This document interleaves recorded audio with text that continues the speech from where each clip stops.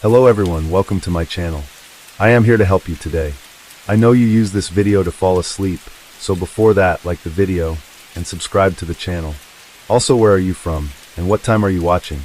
Now get comfortable and relax. Case 1. Amanda had been living in her family home in Mirabella, a beautiful and upscale neighborhood in St. Augustine, Florida. She and her husband, James Colley Jr., had chosen it as the perfect place to raise their children. If you took a walk through their neighborhood, you'd immediately get the sense that the Colley family was living a good life. To anyone on the outside, they seemed like the perfect, happy, and successful family. Neighbors often saw James laughing and playing with their two children, 6-year-old Trey and 4-year-old Avery, in the cul-de-sac. The couple was known for hosting lively gatherings, inviting friends over for drinks and celebrations. Even as their marriage started to unravel, Amanda and James appeared to handle it with quiet grace. Whatever struggles they faced stayed hidden behind closed doors. That's why the events of August 27, 2015 were so shocking. Around 9 o'clock that morning, Rachel Hendricks received a message that something was wrong with Amanda. She and Amanda had been friends for years, having met at a mutual friend's party. Along with Lindy Dobbins, the three women had formed an unbreakable bond. They babysat each other's children, supported one another in times of distress, and were always just a phone call away. So when Amanda needed them, Rachel and Lindy didn't hesitate.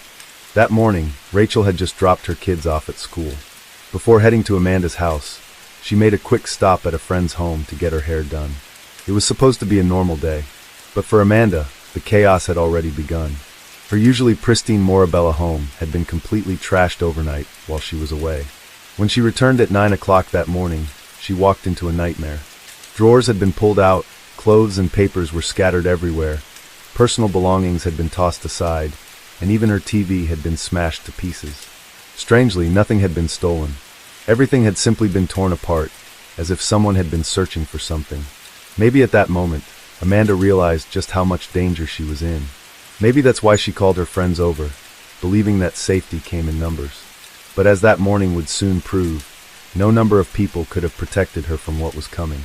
Inside the house that morning were 4 people: Amanda, Lindy, Rachel, and Lamar Dubberly. Lamar was Amanda's boyfriend. She had been officially separated from her husband James since June, but she had met Lamar months earlier in April. Their connection started as a professional relationship, but slowly evolved into something more personal. By June 2015, after her separation, Amanda and Lamar had begun seeing each other. Can you describe how that relationship started, if it progressed, and how it progressed? The relationship started professionally, progressed into a personal relationship, and then we began seeing each other in June 2015. And ultimately, that was an intimate relationship, correct? Correct. Now, Lamar wasn't just any man. He was a force to be reckoned with. A former military officer with an impressive resume, he had attended the U.S. Naval Academy, studied at the Marine Corps University, and even worked at the Pentagon. Sharp, disciplined, and strategic, he carried himself with the confidence of someone who had seen and handled high-stakes situations. Amanda met him while they were both working in corporate management at Fanatics, a sportswear company. As her marriage with James crumbled, she found solace in Lamar, a man who offered stability when everything else in her life was spiraling. And on that fateful Thursday morning, when she returned home to find her house torn apart, Lamar was one of the first people she called. And after she got to the house, did you hear from her? I did. How did you hear from her? Call or text? Amanda FaceTimed me, and I was able to survey the damage with her. Lamar, Lindy, and Rachel arrived, each of them hoping to provide Amanda with comfort and a sense of security. Together, they walked through the wreckage, drawers overturned, belongings scattered, a silent warning that something was terribly wrong. While Amanda and Lindy stayed upstairs, trying to make sense of it all, Lamar took Rachel to the garage to assess the damage. Now imagine coming home to find your house completely ransacked, drawers pulled out, belongings scattered, every inch of your safe space violated. That alone is terrifying. But before you even have a chance to process the mess, gunshots ring out. Suddenly, a trashed home doesn't seem so bad. Amanda barely had time to react before the chaos escalated. Outside, a man stood in her backyard, gripping a handgun and aiming it directly at the living room. Shattered glass sprayed in all directions as bullets tore through the windows. His furious voice echoed through the air, saying, "Where is he?" over and over again. That man was James Colley, Amanda's estranged husband. And he wasn't just there to scare them. He was out for blood. Inside, Rachel and Lamar froze for a split second. Then reality hit. James wasn't just shooting into the house at random. He was looking for someone, and Lamar didn't need to guess who. With Amanda in the middle of a messy legal battle, her home torn apart and her new relationship no longer a secret, Lamar knew immediately that he was the target. Without hesitation, Lamar yelled for everyone to run. Then he bolted. He ducked under the garage door and sprinted between two houses in the cul-de-sac, his pulse racing as he put as much distance as possible between himself and the enraged gunman. I left. I thought that was the target individual, and so I was in arms and I left. Now, if you were in Lamar's shoes at that moment, what would you do? Would you leave Amanda behind, or would you make the same choice he did? Share your thoughts in the comments below. Meanwhile, Amanda and Lindy, caught further inside the house, had no way out. They did the only thing they could. They ran upstairs. Rachel followed, her instincts screaming at her to find shelter. Amanda locked herself in the bathroom while Lindy and Rachel dove into the master bedroom closet, barricading the door. Rachel braced herself, her foot pressed against the bottom of the door, her left hand gripping the doorknob with all her strength. Lindy crouched behind a chest of drawers, silent, barely breathing.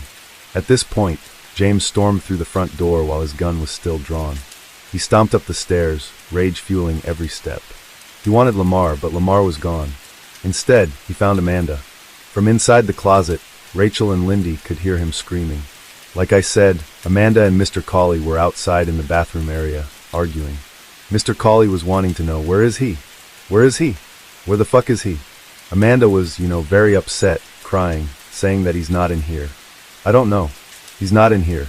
At one point, I believe Mr. Cawley came over and tried to get into the closet door, and Amanda said, he's not in there. That's Rachel and Lindy in there. That's Rachel and Lindy. And Lindy said, it's Lindy in here. I never said anything, but she shouted out and said, it's Lindy. At that time, I heard a shot while Amanda and Mr. Cawley were arguing, and that was all I heard of Amanda. But if you think James's rage ended with Amanda, think again. His bloodlust wasn't satisfied.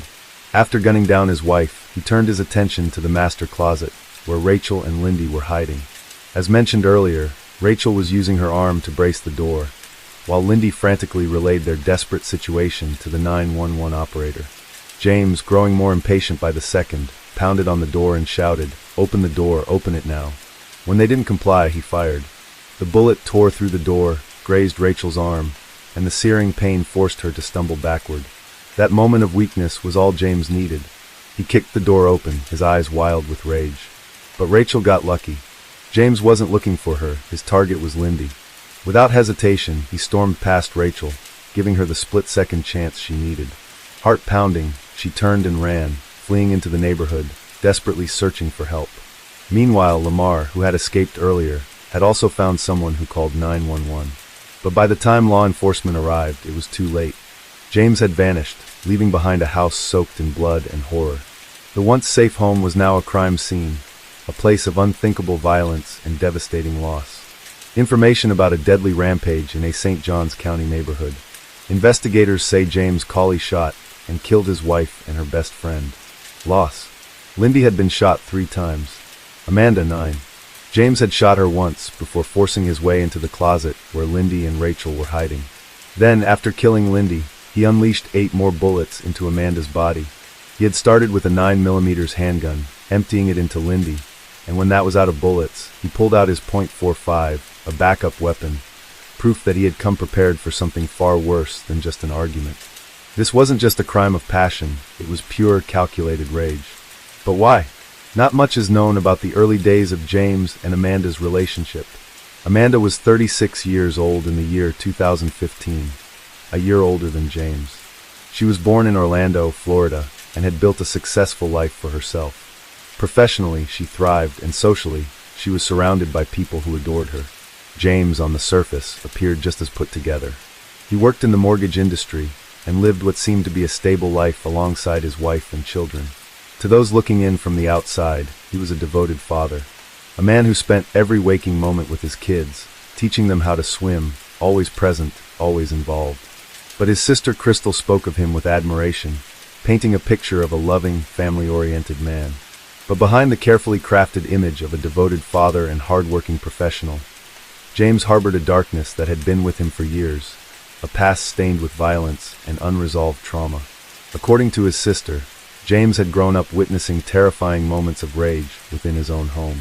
He had seen his mother, seething with fury over his father's infidelity, sitting on the stairs with a baseball bat in hand, waiting.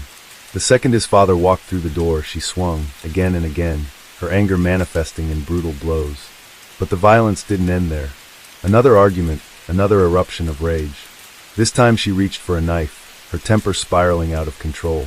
And James stood there, a helpless child, watching it all unfold. He saw what unchecked anger looked like, what it could do, how it could consume a person. Did these moments shape him? Did they plant the seeds of his own uncontrollable fury? A defense lawyer would certainly argue that they did, that James was merely a product of his environment, repeating the cycle he had been exposed to. But trauma alone doesn't excuse what happened that night. By late August of 2015, James and Amanda had been separated for months.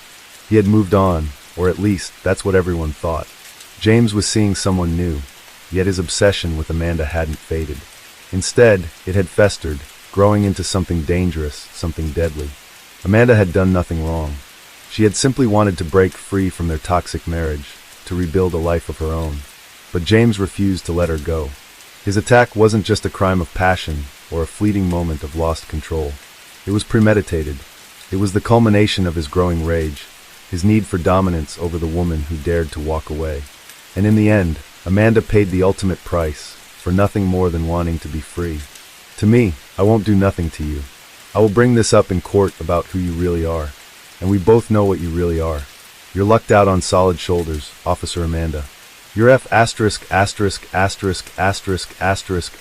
disgusting. That's what you are. Please talk to me. Please. Amanda, I'm running for it. Please talk to me. Maybe I have. Please. This is the last time I'm going to tell her name. Please. Now all of this toxicity comes to a peak when a neighbor sent James a photo. Lamar, shirtless, mowing Amanda's lawn. That was all it took to set him off. Fury consumed him, igniting a relentless storm of abusive text messages and voicemails that wouldn't stop until the day of the murders. In their conversation, he texted her, "Oh, and your boyfriend has been parking at the playground and walking around the back. The whole neighborhood knows. You should just have him park out front like a man. Yeah, everyone knows what you are. Don't worry, I will speak with him face to face sooner than later." Amanda, trying to defuse the situation, responded, "He's not my boyfriend. Like I've told you before, he helps me with the yard work, painting, moving furniture, etc." But James wasn't having it. So why doesn't he park in the driveway if he isn't hiding? And I guess he is married, right? I have a picture of him. These weren't just messages. They were threats. And James had acted on threats before. Amanda had already filed a domestic violence injunction against him, but he had no respect for boundaries. He had violated the order before, once by stealing her clothes from the house and setting them on fire in the yard. In fact, on the morning of Thursday, August 27th, the very day of the murders, James had been in court for violating that order. He had sat there, calm, composed, no one knowing that in less than an hour he would commit an unthinkable act. Now, like many abusive partners, James was a contradiction. One moment desperate for forgiveness, the next consumed by paranoia and rage. Just a day before the murders, on Wednesday, August 26th, he sent Amanda a message dripping with regret. "Please try to start forgiving me, so we can move on. I really miss you and our family being together." But this wasn't love. It was manipulation. His so-called remorse was just another tool to control her, and when it failed, he resorted to terror. In the early hours of Thursday morning, at around 4 o'clock, James broke into Amanda's house. He wasn't there to apologize or win her back. He was there to confirm his worst fear, that she had truly moved on without him. As he searched through her belongings, he found all the evidence he needed to send him into a rage. Men's clothing scattered around, adult toys, clear signs that Amanda was seeing someone else. It was the final trigger. Any lingering facade of sorrow vanished, replaced by pure, uncontrollable fury. He tore through the house like a madman, yanking open drawers, flipping furniture, ripping through her most personal possessions. By the time Amanda returned home around 9 o'clock that morning, she walked straight into a nightmare. Her home was unrecognizable, ransacked, torn apart as if a hurricane had passed through. Furniture was overturned, drawers emptied, personal belongings scattered and violated. The place she once considered safe had been transformed into a scene of chaos and destruction. Shaken and unnerved, she immediately reached out for support, calling her friends Lindy and Rachel. Perhaps she was seeking comfort, maybe advice. What she didn't know was that this phone call would unknowingly set the stage for the final, tragic moments of her life. But James wasn't done tormenting her. Not satisfied with the destruction he had already caused, he sent Amanda a final, chilling text. This time, his words carried a thinly veiled threat. "You're an awesome person. Don't take me from my kids. It's all I have. Call me, or I'm going to come find you." His desperation was palpable, but so was the danger lurking behind his words. It was clear that if Amanda didn't respond, he was willing to escalate things further. Perhaps hoping to de-escalate the situation, Amanda called him back. At exactly 9:41 in the morning, she argued with him over the phone, just 10 minutes after James had left the courthouse. It's unclear what was said between them, but whatever Amanda told him, it wasn't enough to stop him. At this point, nothing could. After the call, James moved with calculated precision. He drove to a gas station, then to his sister's house, where he had been staying, then back to the gas station, this time to buy fuel. Somewhere along the way, he armed himself with 2 handguns, a 9mm and a .45 caliber. His every move was deliberate. He wasn't acting on impulse anymore. He was following a plan, one that had only one possible ending. During his drive, James made one last phone call to his father. A woman walking her dog nearby overheard the conversation and later recalled the desperate plea in James' father's voice. "Please, please, son, come back and get your truck. Everybody knows what you've been through." His father was begging him to stop, to turn back before it was too late. But James' response was chilling, filled with a heavy finality that left no room for hope. "I just can't take this anymore," he said. And with that, he continued his deadly course. James didn't pull up to Amanda's house the way a visitor would. He didn't park in the driveway.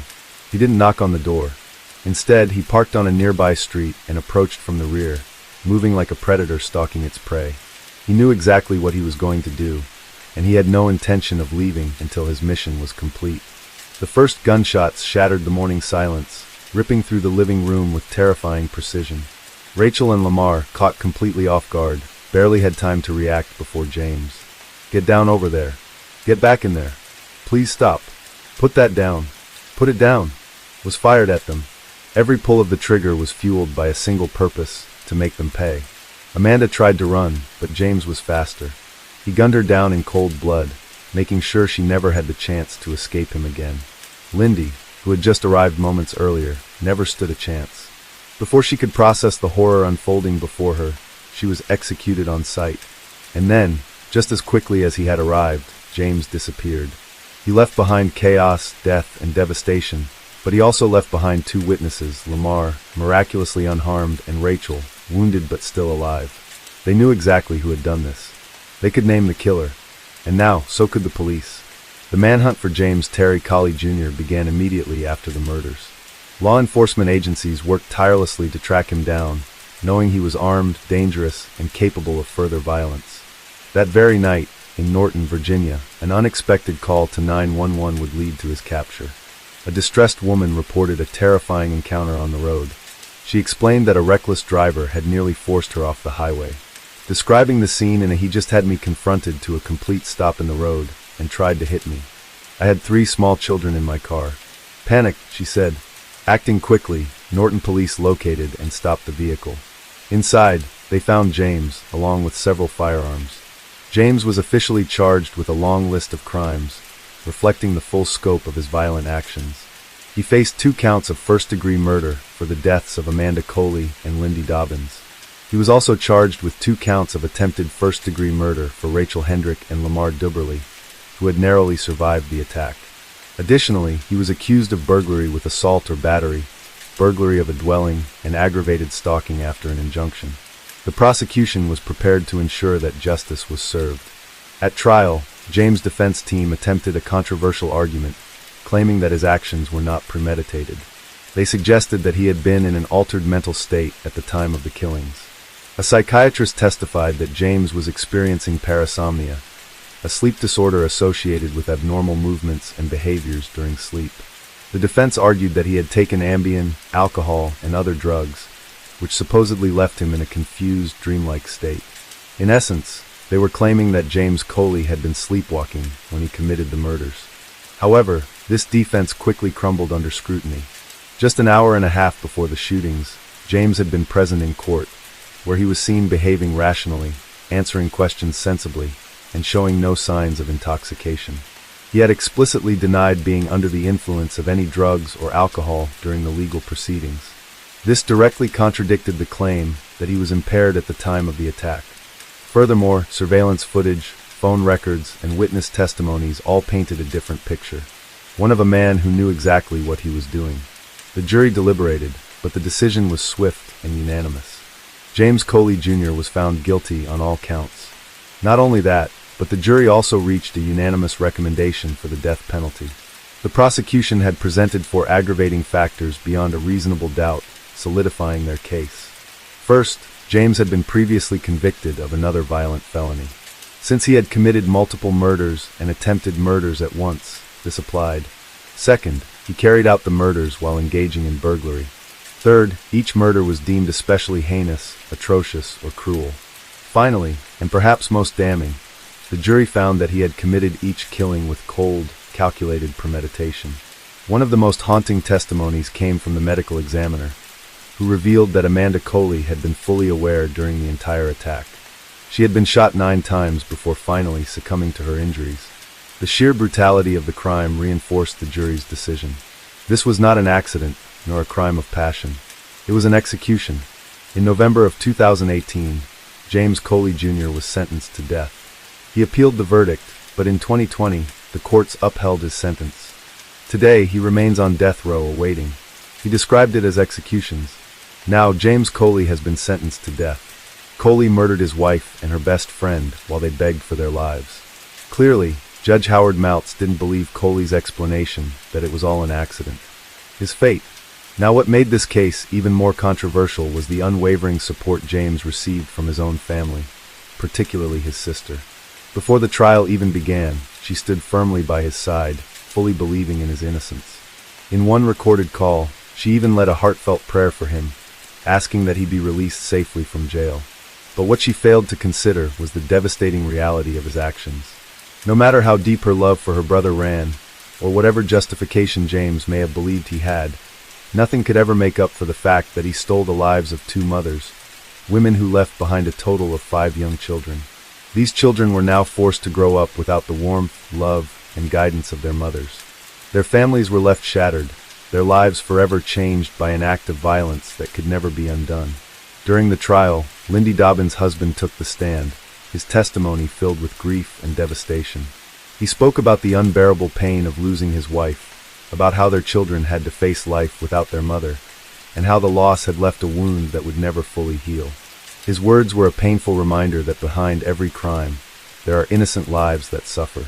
Little League baseball games are attended with an empty blue chair.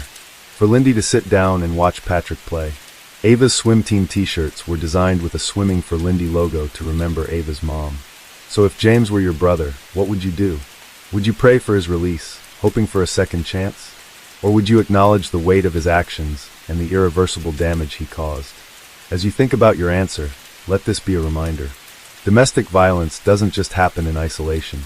It can spiral into unimaginable tragedy, tearing families apart in ways that can never be repaired. Case 2.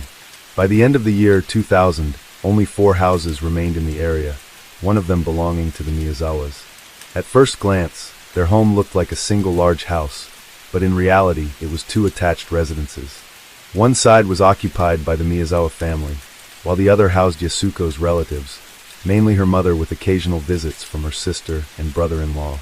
The family had already decided to relocate, as their land had been sold to the city for the planned expansion of Sashigaya Park. However, Yasuko postponed the move, worried about how the transition would affect her children, especially Rei, who had a developmental disorder. As a dedicated tutor, Yasuko understood the importance of stability in education, and she even ran a cram school from their home, helping other children succeed. By all accounts, the Miyazawas were a close-knit, hard-working family, respected by those who knew them. But on the night of December 30th, 2000, everything changed. The morning of that day began like any other, with the Miyazawa family preparing for the upcoming New Year celebrations. Like many families in Tokyo, they spent part of their day shopping near Chito's Karasuyama Station, picking up festive supplies before returning home for a quiet evening together. They ate dinner, watched television, and eventually settled in for the night, unaware that their final hours were already counting down. What happened next remains one of Japan's most baffling mysteries, still debated and speculated upon decades later. But here's what we do know. Sometime after 11 o'clock that night, an unknown man made his way toward the Miyazawa home through the nearby Sashigaya Park. Using a fence in the backyard, he climbed up to the second-floor bathroom window. Some reports suggest he may have also used a tree, as broken branches were later found nearby. Once he reached the open window, he removed the screen and silently slipped inside. From there, the intruder moved through the house, first entering the nearest bedroom, 6-year-old Rei's room. The little boy was sleeping peacefully, completely unaware of the danger looming over him. Unlike the rest of his family, Rei was not stabbed. Instead, the killer strangled him to death, leaving his small body lifeless in bed before moving on to the rest of the house.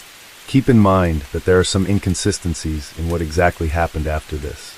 However, some reports suggest that Mikio Miyazawa, upon hearing a commotion upstairs, rushed to check on his family, only to come face to face with the intruder. In an instant, the killer pulled out a sashimi knife, a long, razor-sharp blade used for slicing seafood, and launched a brutal attack. Mikio fought back, trying to resist, but the killer struck repeatedly. Some sources claim that during the struggle, Mikio stumbled and fell down the stairs, where he eventually bled to death from multiple stab wounds. Others say the killer initially attacked Mikio downstairs, and as he tried to escape, he collapsed near the staircase, unable to reach safety. However, one thing is certain. Mikio's body was found at the base of the stairs with a fragment of the murder weapon still embedded in his skull.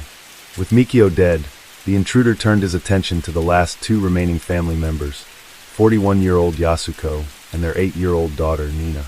Both were asleep in the attic, unaware of the horror unfolding below them. Unlike the previous attacks, the details of their murders remain shrouded in uncertainty, but forensic evidence suggests that the killer crept into the attic and struck while they were still asleep. Bloodstains on the futon hint at a sudden, merciless attack. At some point, either before or during the assault, the killer discarded the broken sashimi knife and grabbed another weapon, a Western-style kitchen knife from the Miyazawa family's own kitchen. This new blade would be used to finish what he had started. In a desperate bid to escape, Yasuko and Nina tried to flee down the foldable attic ladder that connected the upper level to the rest of the house, but the intruder was faster. Their bodies were later discovered at the top of the second-floor staircase, huddled close together. It was clear that they had fought for their lives. Nina, in particular, suffered a fate even more horrific than the others. She had not only been stabbed repeatedly, but had also been beaten so brutally that several of her teeth had been knocked out. Forensic analysis later revealed the most chilling detail of all. Nina was the last to die. Out of the thousands of cases we've examined, this one stands out as one of the most bizarre and unsettling. A cold-blooded massacre of a family of 4, 2 parents and 2 young children, should have been where the horror ended. But it wasn't.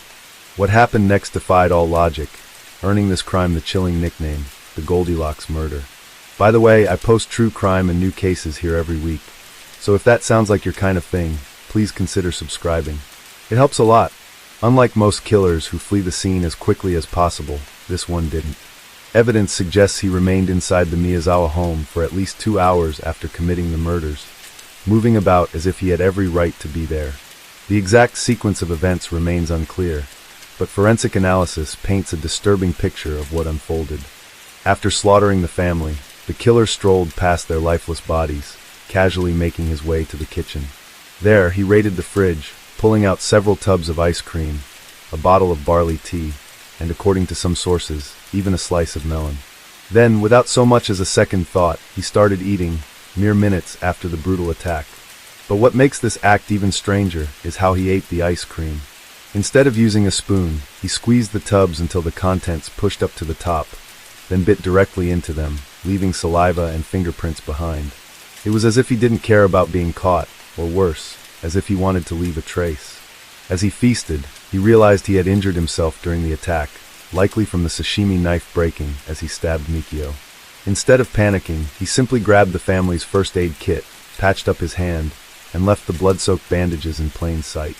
This careless act would later provide investigators with a valuable blood sample, but he didn't stop there.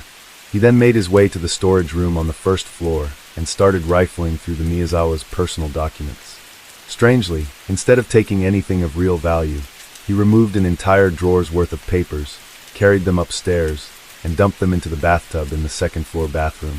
The meaning behind this act remains unknown, and then, in what is perhaps the most unsettling detail of all, he used the bathroom to defecate. He left the waste unflushed, further contaminating the scene with DNA evidence. Afterward, he wiped his hands on a bathroom towel, smearing his own blood onto the fabric before walking out. Some reports suggest he then took a nap on the family's sofa, but this remains a point of debate.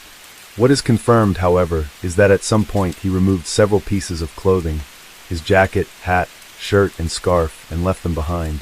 Alongside these items, investigators found 2 handkerchiefs, a fanny pack, and a pair of black gloves. Even more shocking, both murder weapons, the sashimi knife he had brought with him and the kitchen knife he had taken from the Miyazawa's home, were also abandoned at the scene. Although the exact sequence of events remains debated, one thing is certain. At approximately 1:18 in the morning, the Miyazawa family's computer was turned on. According to system logs, the killer not only powered up Mikio's computer, but also created a new folder. Some sources even claim that he used the internet to visit the website of a local theater company, though this has never been fully confirmed. The sheer audacity of this act, calmly using the family's computer while their bodies lay just feet away, only adds to the eerie nature of the case. Later, investigators discovered another log showing that the computer had been activated again at 10 o'clock in the morning. Initially, police believed this meant the killer had stayed inside the house for nearly 10 hours after the murders. The idea that he had spent an entire night inside, moving around the blood-stained home without a care, was chilling. However, further analysis revealed that the second activation was likely unintentional. When Yasuko's mother, Haruko, entered the house that morning and discovered the crime scene, she may have accidentally bumped the mouse, waking the computer from sleep mode. If that was the case, the killer most likely left the house between 1:18 in the morning and dawn, reducing the estimated time he spent inside to at least 2 hours. But those 2 hours were enough for the case to become one of the most baffling and chilling cases in Japan's history. The horror was discovered later that morning at around 10:30 when Haruko, worried that Yasuko hadn't answered her calls, decided to check on the family. As she stepped inside, she was met with a nightmare, her son-in-law Mikio lying at the base of the stairs lifeless. Overwhelmed with shock, she immediately called the police. When authorities arrived, they found not only 4 brutally murdered victims, but also a staggering amount of physical evidence left behind. There were fingerprints and shoe prints scattered throughout the house, DNA samples from the killer's blood, likely from the wound he sustained, and discarded clothing, including his own hat, shirt, scarf, and gloves. Both murder weapons were left carelessly at the scene, and in perhaps the most disturbing detail, unflushed feces in the toilet contained even more DNA. With such an overwhelming amount of forensic evidence, investigators were confident this would be an open and shut case. One former senior police official even remarked that the crime scene was a mountain of treasure, and that everyone thought an arrest was just around the corner. But in the years that followed, this assumption could not have been further from the truth. The clothing left behind provided a remarkably clear picture of what the killer was wearing that night, even down to where he had likely purchased his clothes and what cologne he had on. Police determined that the suspect had been wearing a gray Crusher bucket hat, a white baseball shirt with purple sleeves, a cheap plaid scarf with no tags, a Uniqlo AirTech jacket, black gloves, and a gray and black fanny pack. The various footprints left at the scene also revealed that he had been wearing Schlesinger sneakers, approximately 27.5 centimeters in size. With all this information, authorities created a composite image of the killer's attire to distribute to potential witnesses in the area. Once they had a solid visual of what the perpetrator looked like, investigators shifted their focus to the murder weapon and DNA evidence. In most murder cases, DNA is one of the most critical pieces of evidence, and the Miyazawa family's killer left it all over the house. From saliva to hair, blood, and even feces, his genetic makeup was scattered throughout the crime scene. While this should have been a breakthrough for the case, Japan's strict personal information laws complicated matters. Despite these restrictions, leaked reports suggested that the killer was likely between 15 and 35 years old, as he needed to be athletic enough to climb to the second-floor window. He was estimated to be between 5 feet 6 inches and 5 feet 7 inches tall with a slender build, as indicated by the 32-inch waist belt on his hip bag. DNA analysis confirmed that he was male with type A blood, and the contents of his stomach, as revealed by his feces, suggested that his last meal consisted of string beans and sesame seeds. However, when police ran his fingerprints through their database, they found no matches, indicating that he had no prior criminal record. Now armed with extensive details about the suspect's clothing, physical traits, and DNA, the police circulated the information to the public in hopes of identifying him. Yet, as days turned into weeks, and weeks into months, no one came forward with a name. One of the biggest challenges in the case was that, despite the abundance of physical evidence left behind, most of it was unremarkable. The clothing consisted of mass-produced items, sold in the hundreds and available almost anywhere. The fingerprint evidence yielded no matches within Japan's database, leaving investigators with little insight into the perpetrator's movements or origins. However, two particular items, the suspect's shoes and hip bag, provided much-needed clues that narrowed the scope of the search. The first breakthrough came from the perpetrator's shoes. Investigators discovered that the 27.5 centimeter sized Schlesinger sneakers he wore were never sold in Japan. Instead, they were exclusively available in South Korea. This revelation suggested that the suspect had either lived in or visited Korea at some point. Given that Korean law requires all citizens over the age of 17, as well as all visitors, to provide fingerprints upon arrival, the Japanese police collaborated with the Korean government to compare the crime scene fingerprints against their national database. Unfortunately, this search yielded no matches, once again leaving investigators at a dead end. The second clue came from the suspect's hip bag, which significantly expanded the scope of the investigation beyond Japan, leading all the way to the United States. Analyzing the bag's contents, police found grip tape used for skateboards, trace amounts of the men's cologne Drakkar Noir, and small particles of sand. Upon further testing, it was revealed that this sand did not originate from Japan, but instead came from Los Angeles, California. This revelation completely upended investigators' initial theories about the perpetrator, forcing them to reconsider the suspect's possible origins and connections. As time passed and tips continued to pour in, new discoveries emerged, each more puzzling than the last. Some findings helped clarify certain aspects of the case, while others only deepened the mystery. One such discovery came from a taxi driver who had been working in the area on the night of the murder. When interviewed, the driver recalled picking up 3 men near the crime scene. These men matched the general age and build of the suspect, and one of them appeared to be injured, even leaving a bloodstain on the taxi seat before exiting the vehicle. This report raised an unsettling question. Could these men have been involved in the murder? However, this lead conflicted with key evidence from the crime scene, which strongly suggested that only a single perpetrator had been present. Eyewitness reports also provided another strange lead in the case. The day after the murder, staff at a medical center near Tabiniko Station, several hours north of Setagaya, reported treating a man in his mid-30s who had arrived with a however. Despite their repeated questions about how he sustained it, the man refused to give any explanation. His reluctance to speak made the encounter suspicious enough for the staff to alert the police. Adding to the mystery were 2 handkerchiefs found at the crime scene, one intact and the other with a hole cut in the middle. Initially puzzled, police turned to the public for insights. Responses suggested that the handkerchief with a hole may have been used to secure a knife handle, a common practice among fishermen handling large fish like tuna, as it improves grip.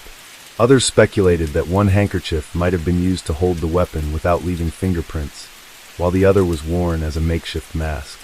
However, this theory raised a contradiction. Why would the killer bother avoiding fingerprints on the knife when he left them all over the house? These inconsistencies plagued investigators for years, stalling progress and reducing the chances of catching the perpetrator. Beyond the overwhelming evidence, a major challenge in the investigation was identifying a motive. The Miyazawa family was well-liked, had no known enemies, and no apparent conflicts that would warrant such a brutal crime. With no clear suspect, police were forced to examine every possible lead, starting with the most common theories. In most cases like this, the first assumption is a burglary gone wrong. However, multiple factors contradicted this idea. Typically, burglars strike when a house is likely to be empty, yet the attack on the Miyazawas happened in the evening when all family members were home. More disturbingly, the killer's first act upon entering the house was to strangle 6-year-old Ray, who was asleep and posed no threat. If robbery was the goal, the perpetrator would have prioritized searching for valuables, not immediately committing murder. In fact, the killer only made a weak attempt to retrieve valuables after slaughtering the entire family. Yet even then, he left most of the items behind or discarded them in the bathtub. Some sources suggest that the killer left the crime scene with around 150,000 yen, roughly $1,500. However, what truly baffled investigators was that nearly $2,000 in cash was left behind. This led police to believe that theft was not his primary motive. If he had come just to steal, why would he ignore so much money? Given the sheer brutality of the murders and the killer's complete disregard for evidence, many believe he was either a serial killer or someone with extreme psychological issues and violent tendencies. The strongest argument for this theory lies in the killer's behavior after the crime. Rather than fleeing, he made himself at home, eating their food, using their toilet, and even taking a nap in their living room while the victims' bodies lay nearby. This lack of remorse was chilling. Another unsettling detail was the level of violence directed at the women in the family.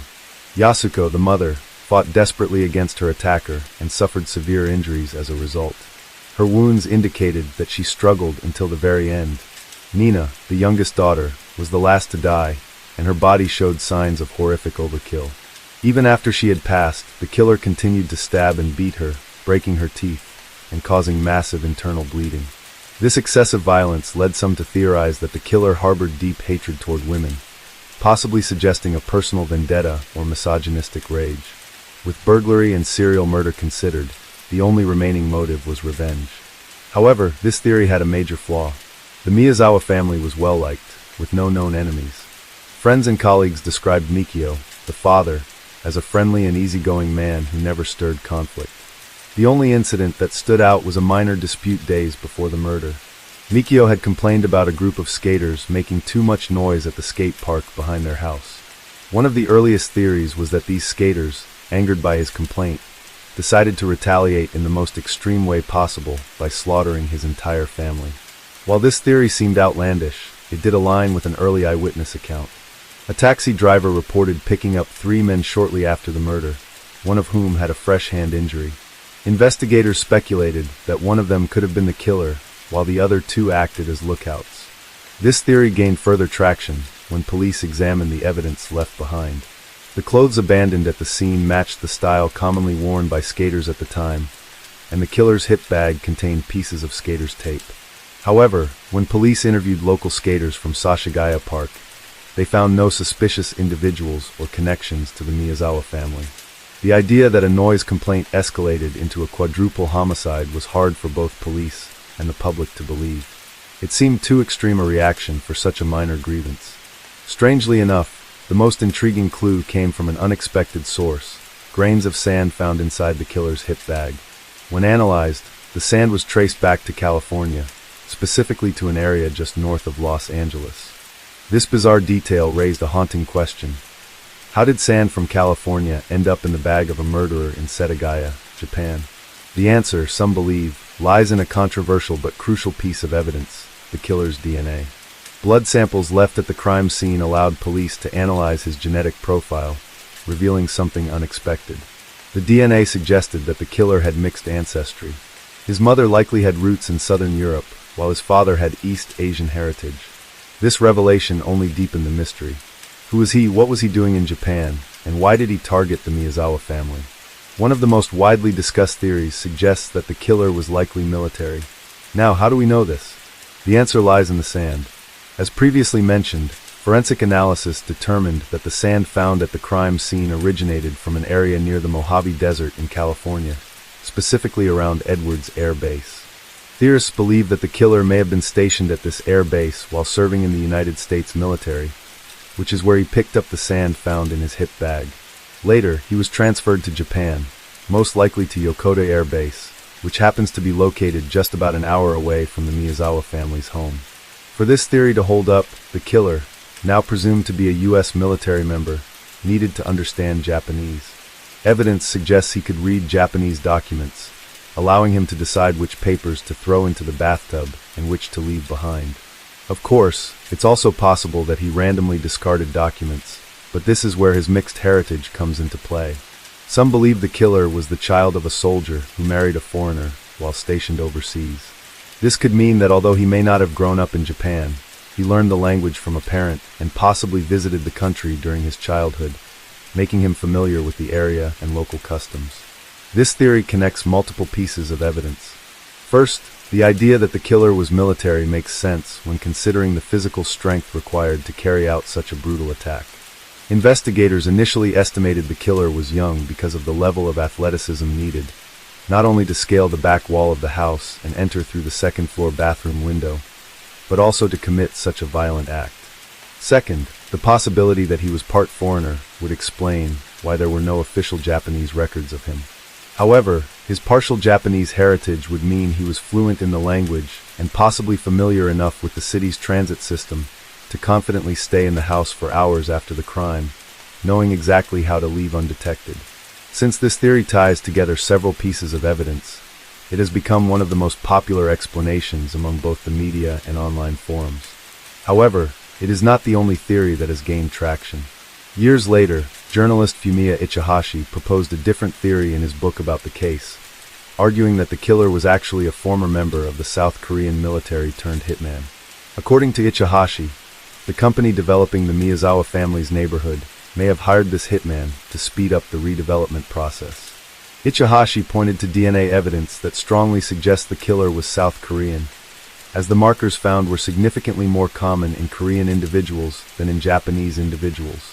If the killer had served in the South Korean military, he would have possessed the necessary strength and combat skills to carry out the attack. Additionally, this theory provides something most others lack: a motive. While the Miyazawa family had already sold their land, they repeatedly delayed their move due to concerns about their children adjusting to a new environment.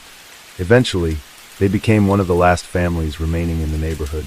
Ichihashi believes this may have frustrated developers, prompting them to take drastic measures by hiring a hitman. This theory supports several key details. The military background would explain the sand found in the hit bag, while the DNA evidence aligns with the possibility of a South Korean suspect. It also accounts for the Schlesinger sneakers worn by the killer, as the specific size found at the crime scene was only ever sold in South Korea. However, this theory leaves several critical questions unanswered. Why would a hitman linger at the crime scene for hours after completing his task? Why would he leave behind so much DNA evidence? Additionally, the sheer brutality of the murders, especially the fact that the victims were beaten and stabbed even after death, suggests a personal motive rather than a professional assassination. Another major issue is that the killer's fingerprints were cross-checked with South Korea's fingerprint database, and no matches were found. This means the killer was neither born in South Korea, nor had he visited the country, unless he had somehow managed to evade legal biometric records for years. One of the most far-fetched theories was discussed by investigative journalist Nicholas Obregon on his podcast Faceless. According to this theory, the killer may have been a child or teenager. While this might sound unbelievable, some pieces of evidence lend it credibility. A particularly suspicious post on the anonymous Japanese forum, 2chan, later renamed 5chan, adds to the intrigue. In a discussion thread where users shared experiences with animal cruelty, a self-proclaimed 13-year-old boy using the alias Mr. Korematsu posted something chilling. Now, when I see the happy family next door, I want to do something like that Oita family murder case. The closing date is December 31st at 11:59 p.m. I'm thinking about killing it off before the 21st century arrives. The Oita family murder case he referenced bore disturbing similarities to the Miyazawa family's case. In the Oita case, a family was attacked in their home at night, leaving 3 people dead and 3 others in critical condition. The perpetrator turned out to be a 15-year-old boy. The fact that the Setagaya family murder occurred just 2 days after Mr. Korematsu's post has led some to wonder if it was more than just a coincidence. Because the original poster was never identified, there is no way to confirm whether he was referring to the Miyazawa family or whether he was even being truthful. However, the theory raises some intriguing points. If the killer was a minor, his fingerprints wouldn't be in any criminal database, making him much harder to trace. Some also point out that the last meal the killer ate, string beans and sesame seeds, is commonly prepared as a home-cooked meal by mothers for their children, possibly suggesting that he still lived at home. That said, this theory contradicts several crucial pieces of evidence. It does not explain why sand from Edwards Air Base was found in the suspect's bag, nor how a 13-year-old boy could possess the physical strength to scale a back wall and carry out such a violent massacre. Because of these inconsistencies, most people familiar with the case dismiss this theory outright. Despite the flaws in each theory, investigators have had no choice but to explore every possibility. With no suspects and no leads, authorities have had to grasp at any shred of information. In a desperate attempt to solve the case, police even offered a reward of 20 million yen, nearly $190,000, for any information leading to an arrest. This is the largest reward ever offered by Japanese law enforcement, fueling an extensive investigation that has continued for decades. With over 246,000 detectives and more than 12,000 pieces of evidence, this case isn't just big. It's one of the biggest in Japanese history. And yet, after all these years, not a single step closer to justice. Every lead, a dead end. Every clue, a frustrating puzzle with no solution. But that hasn't stopped detectives from trying, even if progress has been painfully slow. For 2 decades, Setsuko Miyazawa has refused to let her family's story be forgotten. Rain or shine, she's out there at Chida's Karasuyama station handing out flyers, hoping that someone somewhere knows something. Case 3. On the morning of April 30th, 1997, the Altador family began their day just like any other. 29-year-old Marie Altador was at home, caring for her 2 baby girls, Samantha, just 2 years old, and tiny little Sabrina, barely 6 weeks old. Alongside them was Marie's mother, 68-year-old Teresa Laverne, who was there to lend a helping hand. Their home in Miramar, Florida, was filled with the sounds of giggles, baby cries, and the comforting presence of family. Like every morning, Marie's husband, George, left for work at exactly 7 o'clock. It was part of their usual routine. But as the day went on and afternoon rolled around, George did what any husband and father would do. He called home to check in. With a new baby in the house, he probably wanted to know how Marie was holding up, if the baby was sleeping okay, or if she needed anything. But something didn't feel right. The first call went unanswered, then the second, and the third. This wasn't like them. With 2 adults at home, someone should have picked up. Even if they had stepped out for a Marie, or her mother would have called back. But the silence on the other end only made George's worry grow. With this being said, he reached out to his brother-in-law and asked him to stop by the house. Maybe the phone was just misplaced, or they had gone outside for a bit. But when his brother-in-law arrived at the house, he was met with something that would shock him for decades to come. The bodies of Marie Altador, her mother Teresa, and her 2 baby girls, Samantha and Sabrina, were found under circumstances so horrifying that even today, those who witnessed the scene are haunted by the memories. The home that had once been filled with warmth, laughter, and the innocent giggles of children had been turned into something unrecognizable, a place of pure horror. But the big question is, who could have done this? The Altador family had no known enemies. In fact, they were widely known as a kind, loving, and peaceful family. They weren't involved in any conflicts, nor did they have any ties to crime. So why were they targeted in such a brutal and merciless way? To even begin to understand, we need to step back and truly get to know Marie Altador, the woman at the heart of this family. By all accounts, Marie Carmel Altador was a woman of quiet strength, resilience, and grace. She was originally from Haiti, where she grew up with big dreams of a better life. Like so many immigrants, she faced many struggles adjusting to a new country, but she never let obstacles break her spirit. Determined to create a brighter future, she eventually settled in the warm, welcoming embrace of South Florida. Now, Marie's faith was also an important part of her life. After settling in Florida, she began attending the Haitian Evangelical Baptist Church in Miami. It was there that she met the man who would become her husband, George Altador. Originally from Haiti, George was also known for taking both his religion and education seriously. Like many others chasing a better future, he eventually moved to South Florida, where he became an active member of the same church Marie attended. But they weren't the first to fall in love. In fact, George had been married once before, and even had a son with his ex-wife. However, their marriage ended in divorce in September of 1991. Not long after, George and Marie's paths crossed, and a romance blossomed. By February of 1994, they were married, and later that same year, they welcomed their first child together, a beautiful baby girl named Samantha. In the summer of 1995, the Altador family moved to Miramar, Florida, purchasing a 4-bedroom home with a pool in a peaceful neighborhood. They were settling into a comfortable and fulfilling life. Marie had started working as a secretary for the Dade County School Board's information office, where she also helped produce a morning radio program in Creole. George, on the other hand, worked as a plant manager for Aqua Air Products, a marine air conditioning company in Hialeah, a job he had dedicated over a decade to. On top of that, he had also earned his real estate license and began working part-time as a real estate agent. Those who knew the Altadors described them as a quiet, church-going family, deeply involved with their congregation. Sundays were always reserved for church services, often followed by gatherings with fellow parishioners and family members. Their faith was the foundation of their lives, giving them strength, purpose, and a strong sense of community. By early 1997, their family was growing once again.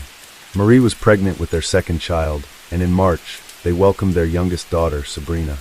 With a newborn and a toddler at home, Marie's mother, Teresa Laverne, who still lived in Haiti, made plans to fly to Florida.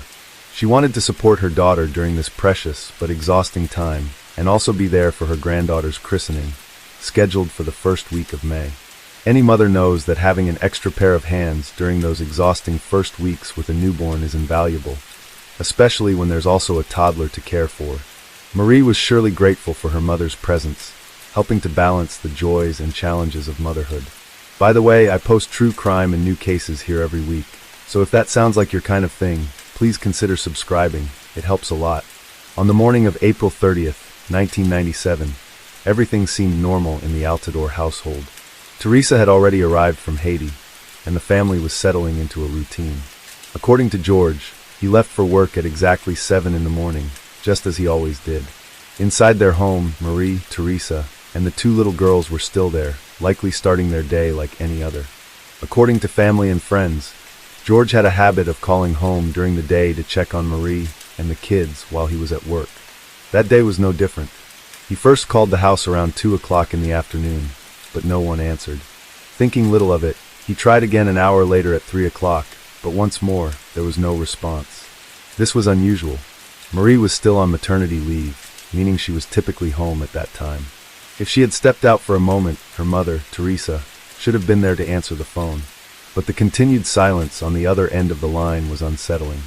This got him so worried that he decided to reach out to his brother-in-law, asking him to go over and check on Marie, Teresa, and the children.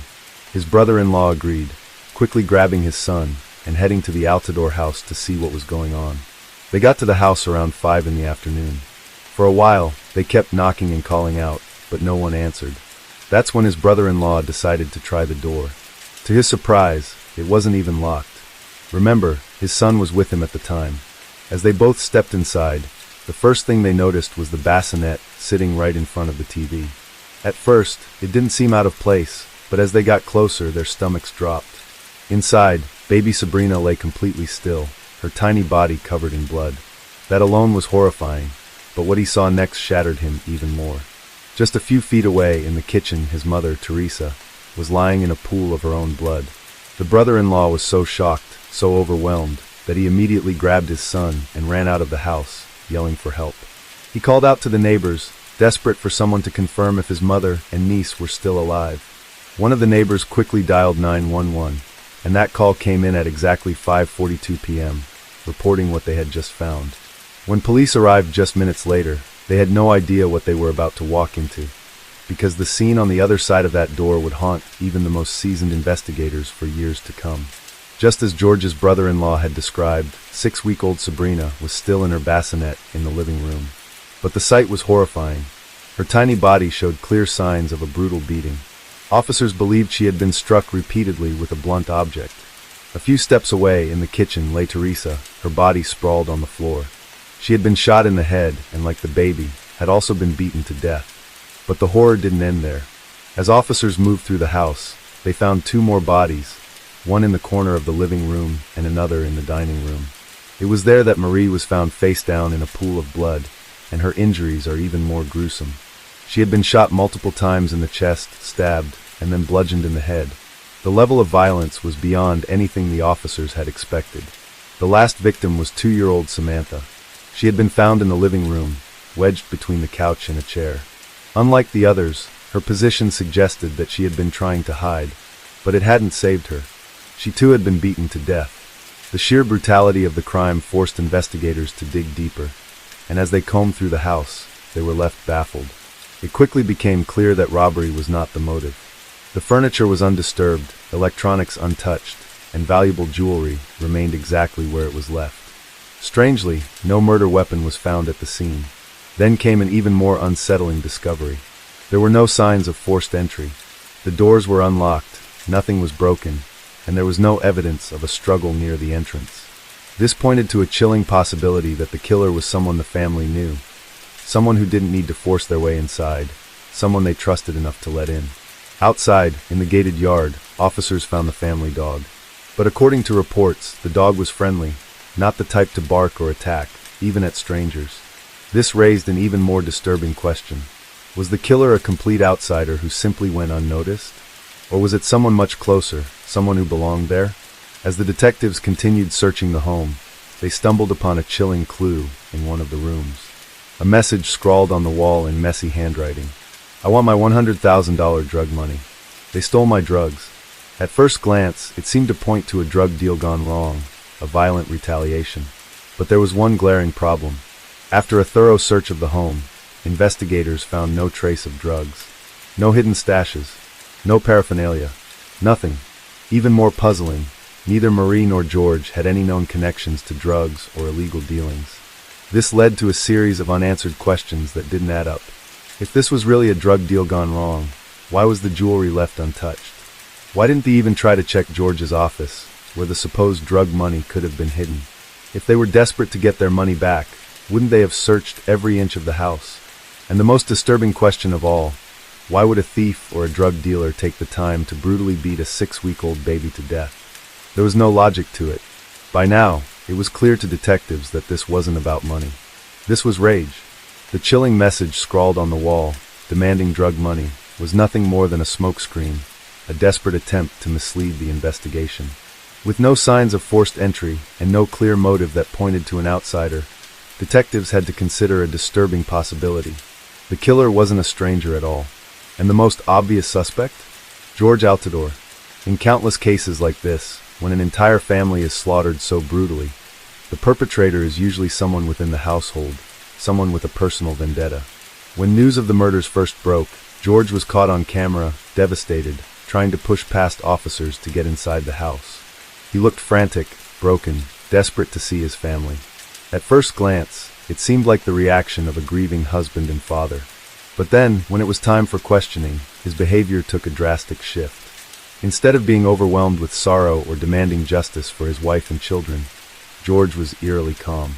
He didn't ask about the investigation. He didn't plead for the killer to be found.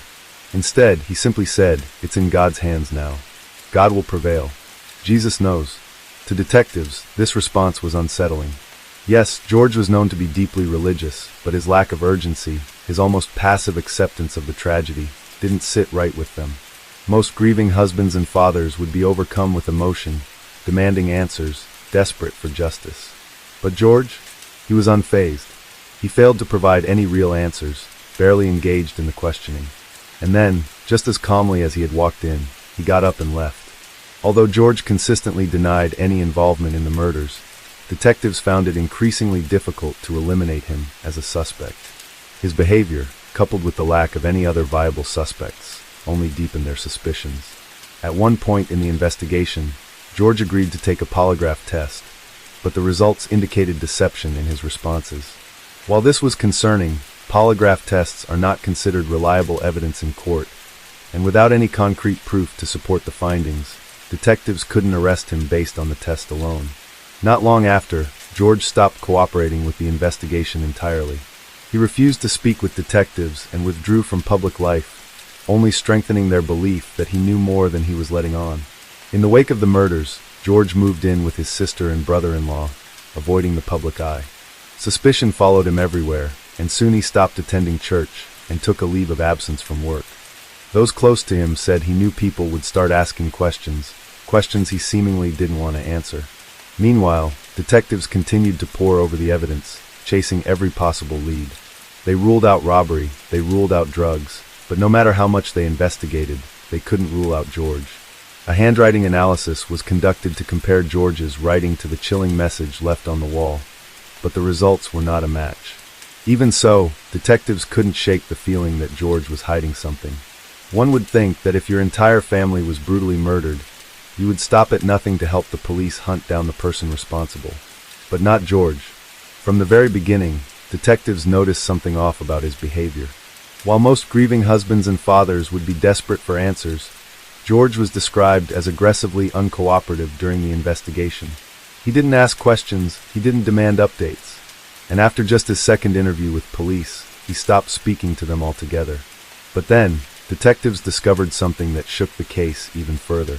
On the morning of the murders, at exactly 7:09 a.m., a call was placed from the family's home to Marie's uncle, who was living in Washington, D.C. at the time. He didn't answer, but his wife did. However, she wasn't sure who exactly she spoke to. Although she initially believed it was Marie, she wasn't familiar with her voice. And when Marie's family learned about the call, they began to suspect that it wasn't actually her. And here's why that phone call made no sense. The timing of the call was critical. It was made exactly 9 minutes after George was said to have left for work, where he arrived at 7:30 a.m. Now, if Marie was still alive at that time, then George physically could not have been the killer.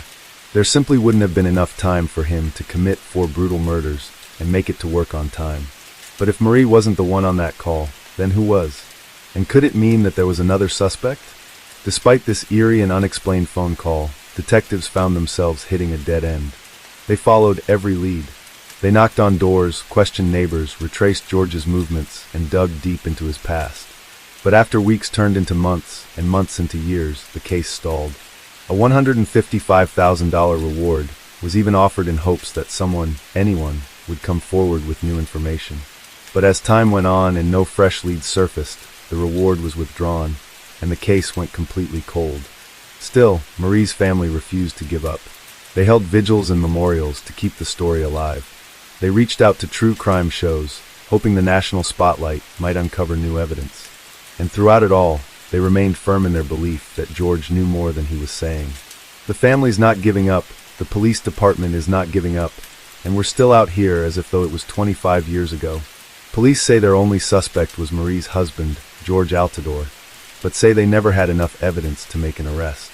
I'm just telling them today, get ready, you will be found. Family members say not only are they hopeful that the killer will be found, they're sure. Police have done everything they can, but we believe in God is good and almighty and all-powerful, and there is nothing that God will not solve. And we do have a conviction. As the years passed, George moved on. A few years after his wife and children were killed, he remarried and relocated to Oklahoma. Now, his decision to remarry shocked Marie's family, but when they learned who he married, their grief turned to anger. The night before the murders, George had reportedly been at the home of a female friend, someone familiar to both him and Marie. He claimed he was there to fix an air conditioning unit, but rumors swirled that he had been having an affair with this woman. Though he was the only suspect in the case, he has never been charged in connection with the brutal murders of his wife, daughters, and mother-in-law. It's almost unthinkable that someone could slaughter for innocent people, including a 6-week-old baby, and still walk among society. The crime scene was so gruesome that many officers and detectives involved in the case required counseling to cope with what they had seen. The pain endured by the victim's family never faded, and the weight of their loss remains as heavy as ever. Justice may be slow, but it should never be silent. Cases like this remind us that there are still families waiting for answers, still victims whose voices need to be heard. And for us, it's an incredible honor to share the story of the Altidore family, hoping that someone out there knows something that could finally bring justice to this case. Case 4.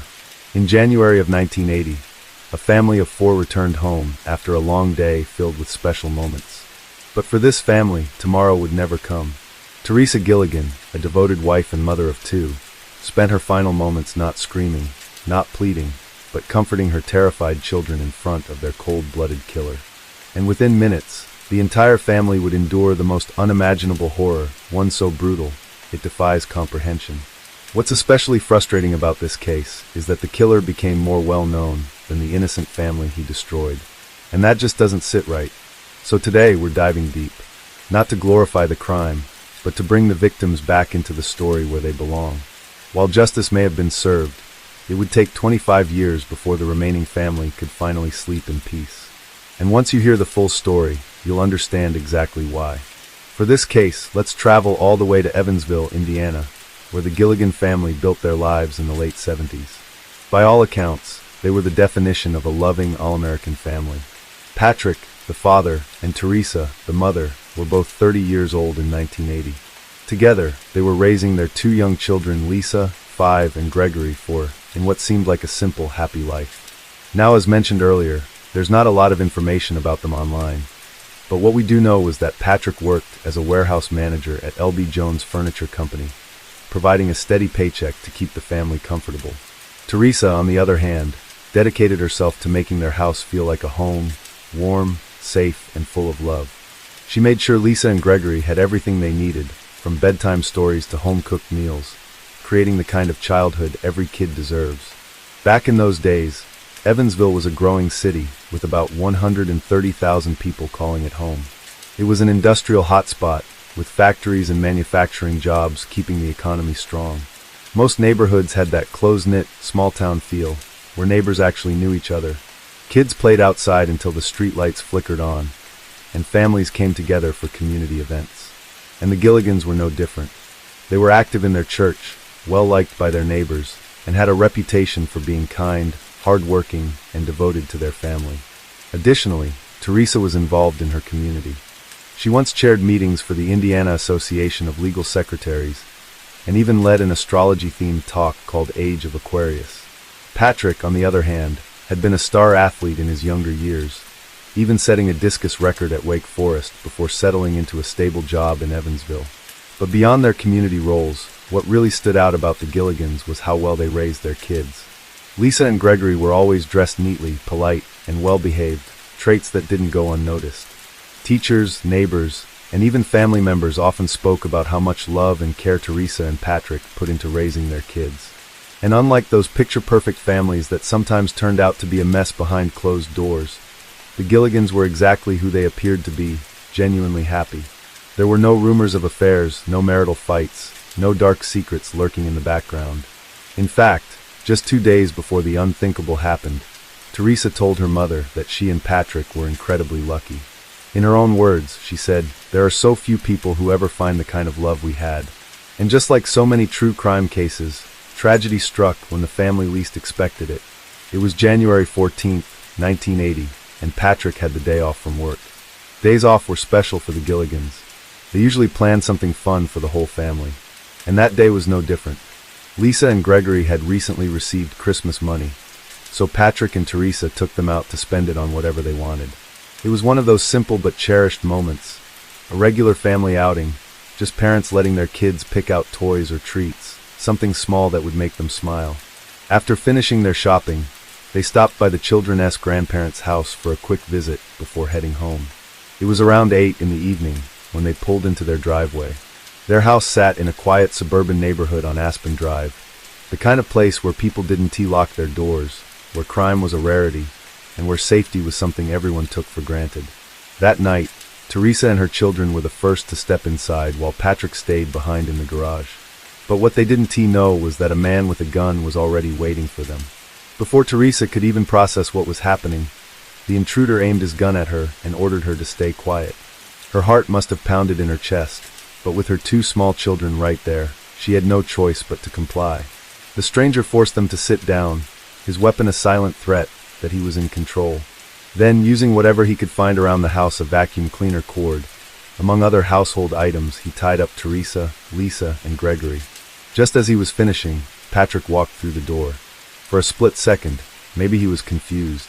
Maybe he thought it was a prank, a misunderstanding. But then he saw his wife and kids, bound and terrified, and standing in front of them, a man with a gun. Patrick did what any loving father and husband would. He tried to reason with the intruder, hoping to defuse the situation and keep his family safe. But the man wasn't interested in talking. He forced Patrick to the ground at gunpoint, tying him up just like Teresa and the kids. And then, in a twisted attempt to keep them calm, or maybe just toying with their fear, he assured them that he wasn't going to hurt anyone, that this was just a robbery, that once he got what he wanted, he'd be on his way. But as the case later revealed, that was never how things were going to end. The killer would later admit that he never intended to kill the Gilligan family. But that shifted when Patrick saw an opportunity to fight back. As he rummaged through the house looking for valuables, Patrick managed to loosen his restraints. Fueled by sheer desperation to protect his family, he lunged at the intruder, hoping to overpower him. But that attempt failed. Because of this, the intruder now had what he believed was a reason to eliminate the entire family. In a split second, he pulled the trigger and shot Patrick. But Patrick didn't die immediately. He was still alive, struggling to hold on. The intruder, however, couldn't take any chances. He grabbed a dumbbell lying nearby and mercilessly struck Patrick again and again, making sure he wouldn't get back up. By the way, I post true crime and new cases here every week. So if that sounds like your kind of thing, please consider subscribing. It helps a lot. Imagine the sheer horror Teresa and the children must have felt in that moment, watching their husband and father being beaten to death right in front of them. It was a nightmare they never could have prepared for. The children must have been terrified beyond words, clinging to their mother, hoping for some kind of protection. And Teresa, despite witnessing something so horrific, stayed as composed as she could for them. Reports suggest that even after watching her husband's brutal death, she remained calm, likely trying to shield her children emotionally, if not physically. But none of it mattered. The intruder had already made his decision. Whether it was fear of being caught or something far darker, he wasn't going to leave any witnesses behind. In cold blood, he raised his gun once again, and one by one shot Teresa, Lisa, and Gregory, silencing the Gilligan family forever. Now, as it turns out, the Gilligan home wasn't the only target that night. The intruder had struck more than once. Later that evening, around 10:15 p.m., a call came in from a concerned neighbor, Ralph Hendricks, who had just returned home to find his house burglarized. In response, Indiana State Trooper Thomas Snyder was dispatched to Aspen Drive. Following standard procedure, Snyder began checking with nearby residents to see if anyone had seen or heard anything unusual. One of the houses he approached was the Gilligan residence, which was right next door to Hendricks.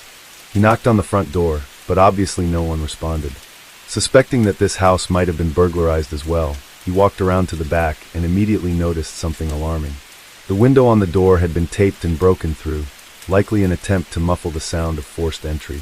His instincts kicked in, and realizing something was seriously wrong, Snyder decided to enter the home for a welfare check. What he initially assumed was another case of burglary quickly turned into a horrifying discovery, a gruesome quadruple homicide. Inside, investigators arrived at the scene, and it quickly became evident that this was a burglary gone horribly wrong. Teresa's purse was found sitting on a chair, its contents rummaged through, a clear indication that the intruder had been searching for valuables. Nearby, a shattered gun case lay on the floor, its glass broken, and all the firearms inside had been stolen.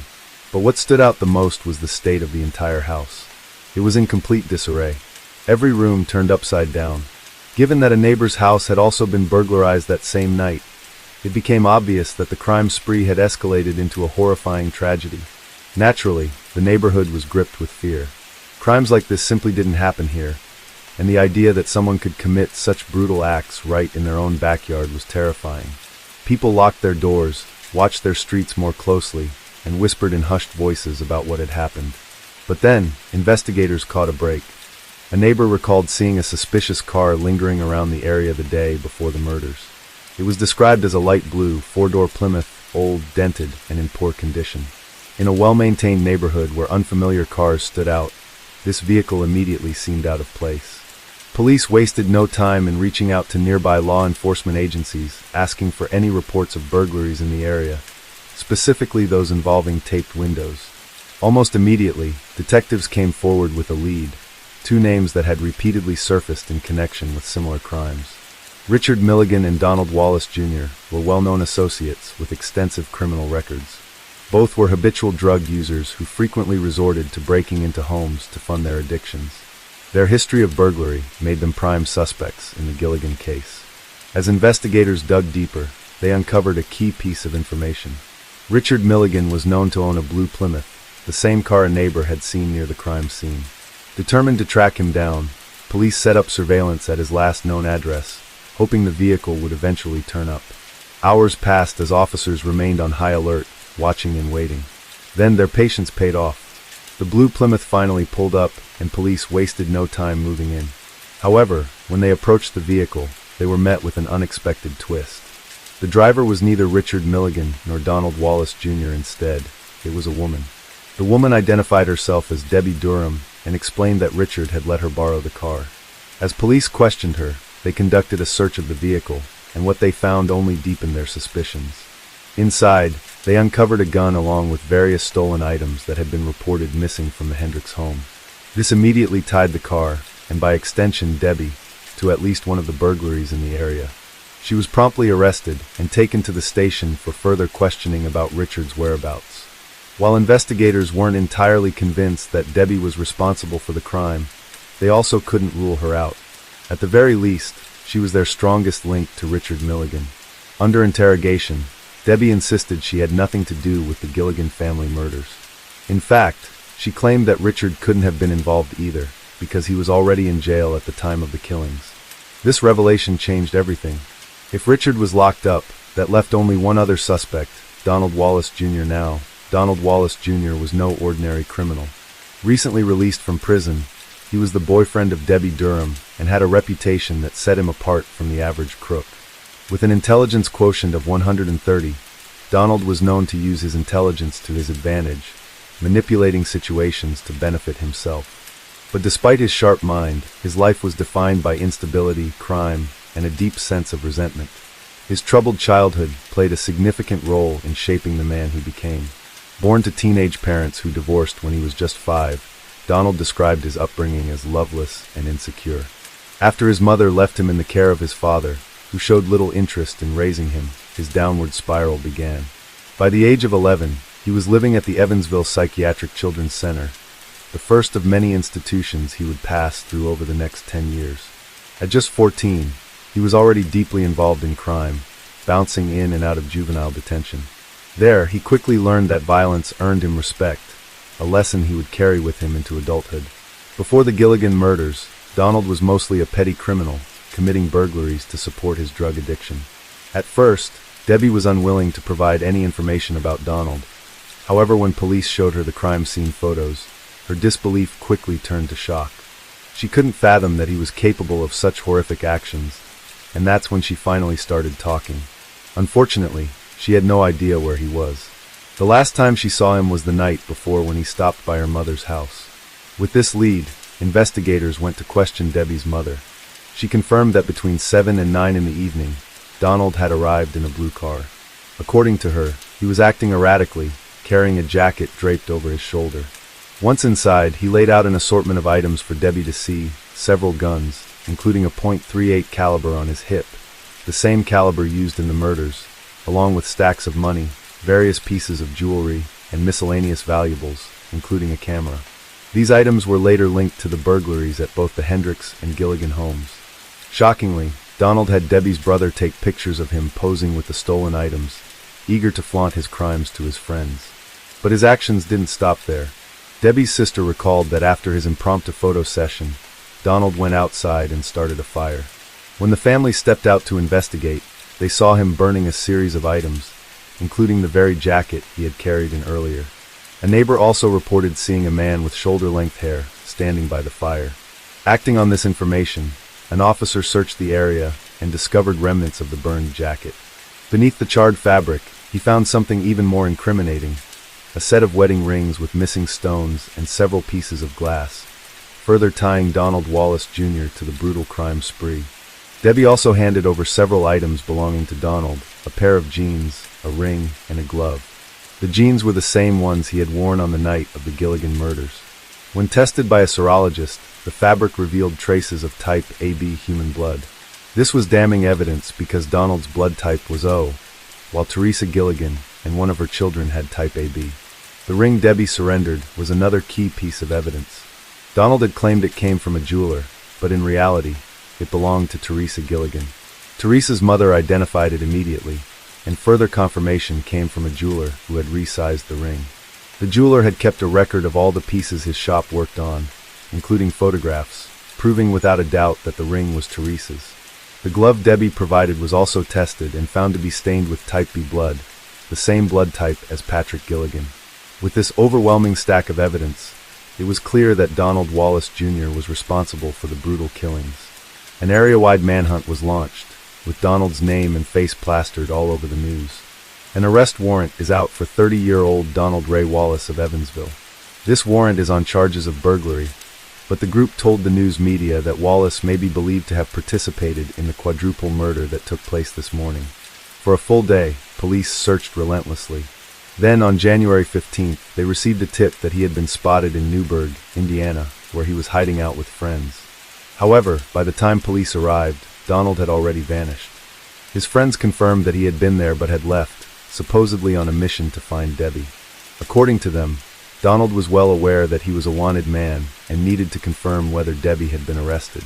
Beyond that, no one knew his current whereabouts, and there was a growing sense of fear. With his violent past and the severity of his crimes, everyone understood just how dangerous Donald Wallace Jr. truly was. After a long and exhausting day of chasing false leads, the police were preparing to leave the office on the night of January 15th, when the phone rang once more. This time, it was a local coach named Bob Ashworth. Bob explained that he had been out walking his dog when he noticed a suspicious figure climbing up into the attic of a nearby house. Given the number of misleading tips they had already received that day, the officers were skeptical. However, something about Bob's tone convinced them to check it out. Upon arriving at the location, they met with Bob, who pointed out the house in question. The officers knocked on the door, and an elderly woman answered. She seemed surprised, but listened attentively as they explained the situation. She insisted that she had been home all day and was certain no one had entered her attic. Still, she welcomed them inside and granted them permission to check. The officers called up into the attic, but there was no response. As they cautiously climbed the stairs, one of them chambered a round into their shotgun. The distinct sound echoed through the small space, and suddenly a voice called out from the darkness, "Don't shoot." "I'm coming down." A man slowly emerged from the shadows, his hands raised. When asked for his name, he hesitated before answering, "Richard Milligan." But the officers knew better.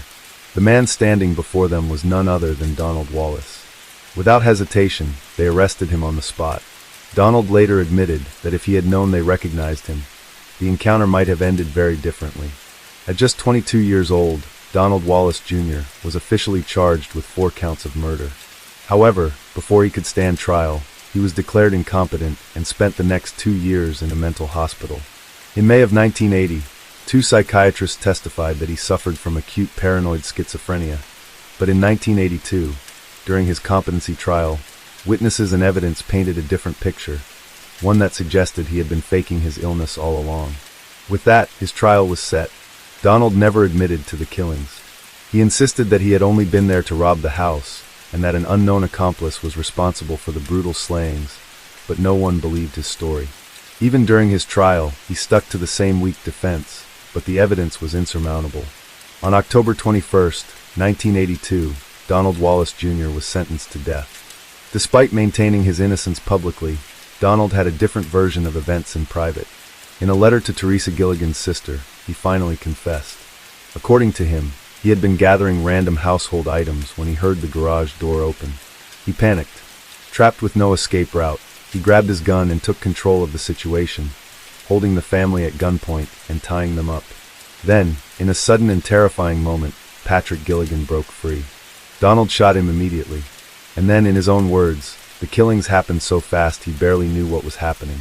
He claimed that after killing Patrick, he realized he couldn't leave witnesses behind. So, he turned the gun on Teresa. And then, in what might be the most heart-wrenching part of his confession, he said he couldn't bear the thought of the children growing up with the trauma of losing their parents. So he took their lives as well. In the years leading up to his execution, Donald fought tooth and nail to delay the inevitable.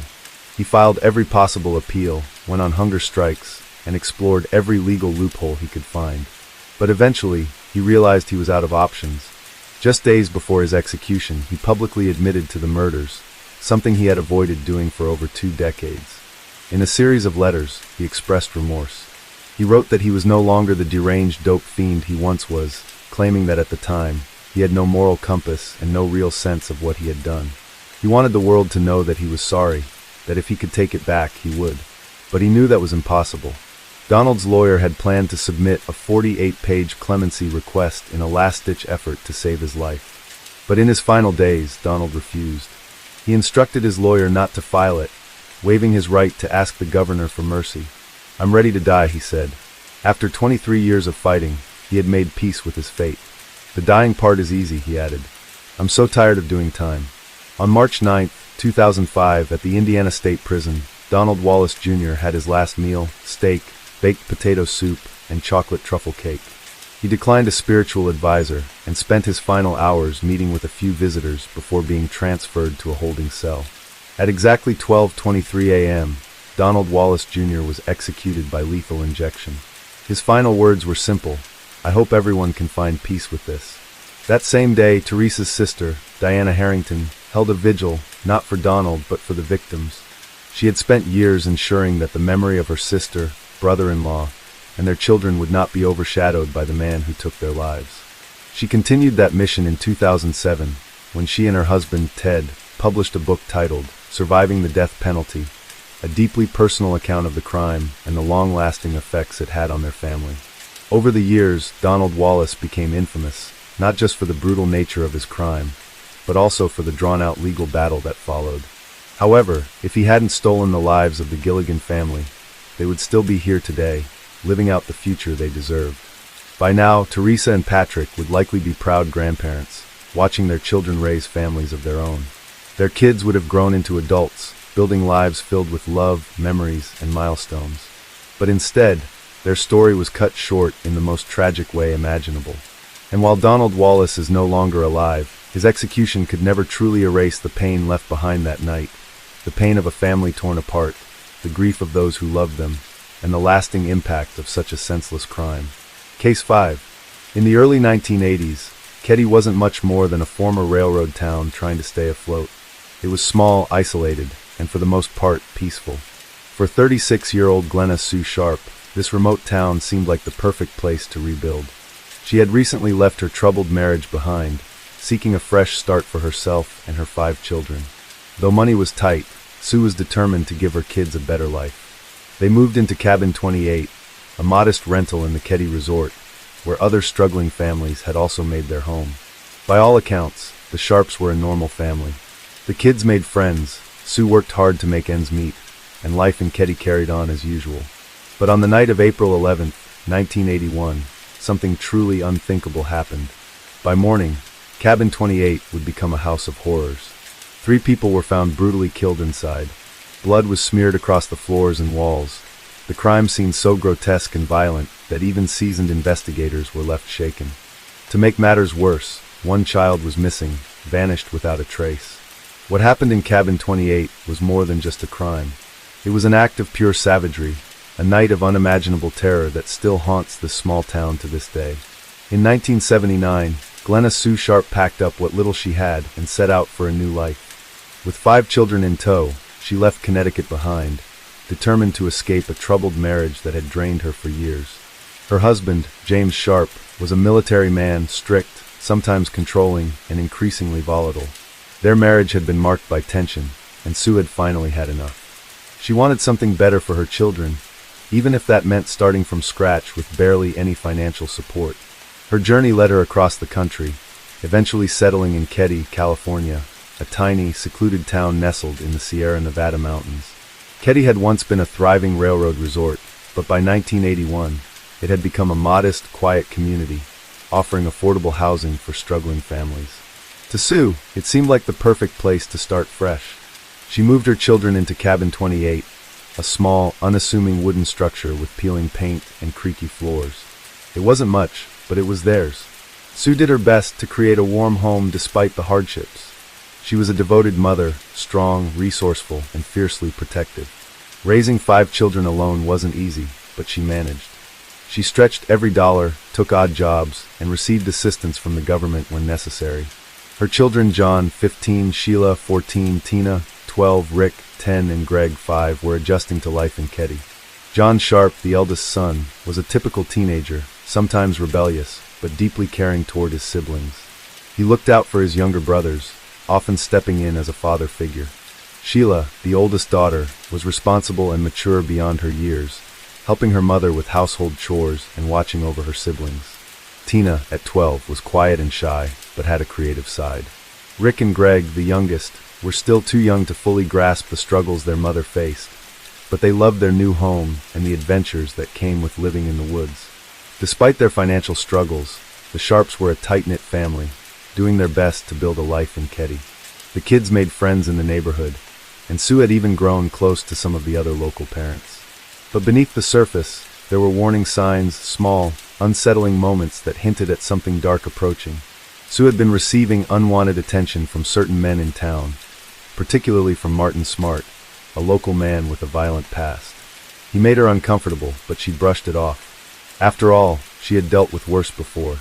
She wasn't the type to let fear control her, but the walls of Cabin 28 would soon witness something far worse than financial hardship or unwanted advances. On the night of April 11, 1981, the Sharps went about their evening as usual, completely unaware that their home was about to become the scene of one of the most brutal and perplexing crimes in American history. At 7:45 a.m., Sheila Sharp, the eldest daughter, returned home after spending the night at a friend's house.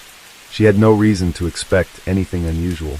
In fact, she had been looking forward to a quiet morning, maybe even sneaking in a little extra sleep. But as she pushed open the front door, her world came to a screeching halt. The scene before her was something ripped straight from a nightmare. Her mother, Sue Sharp, lay sprawled on the floor of the small living room, her lifeless body covered in blood. Nearby, her brother, John Sharp, just 15 years old, had been killed in a similarly brutal fashion. His best friend, Dana Wingate, 17, lay next to him, equally unrecognizable from the sheer savagery of the attack, and began putting together the details of a grisly crime. Murdered in this cabin were a young mother, Glenda Sue Sharp, her 15-year-old son, John, and a neighbor, 17-year-old Dana Wingate. The living room, once filled with warmth and laughter, was now a grisly crime scene. Blood splattered the walls and pooled on the floor. The furniture had been knocked over in what must have been a violent struggle. The air was thick with the metallic scent of blood, and the silence that hung over the cabin was suffocating. Sheila's breath caught in her throat. She wanted to scream, but the shock had taken hold of her body, rendering her frozen.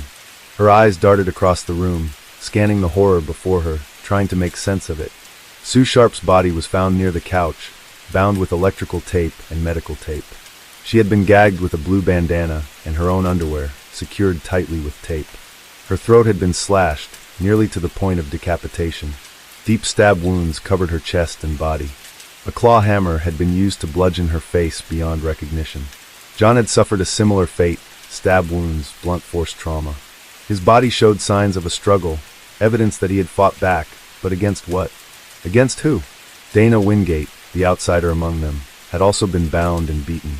His injuries were severe. He had been strangled, possibly with a cord, and his head had been bashed in with such force that it left behind gruesome imprints of the crime weapon. It was then that Sheila noticed something equally disturbing. The back bedroom door creaked open.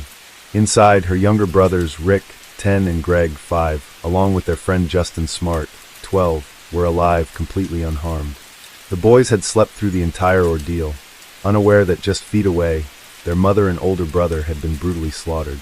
But there was one person missing, Tina Sharp, who was just 12 years old. She wasn't among the bodies in the living room, nor was she in the bedroom with the younger boys. The only sign of her was an odd, empty space in the cabin, as if something or someone had been taken. Panic set in. Sheila turned and ran, sprinting to the neighbor's cabin for help.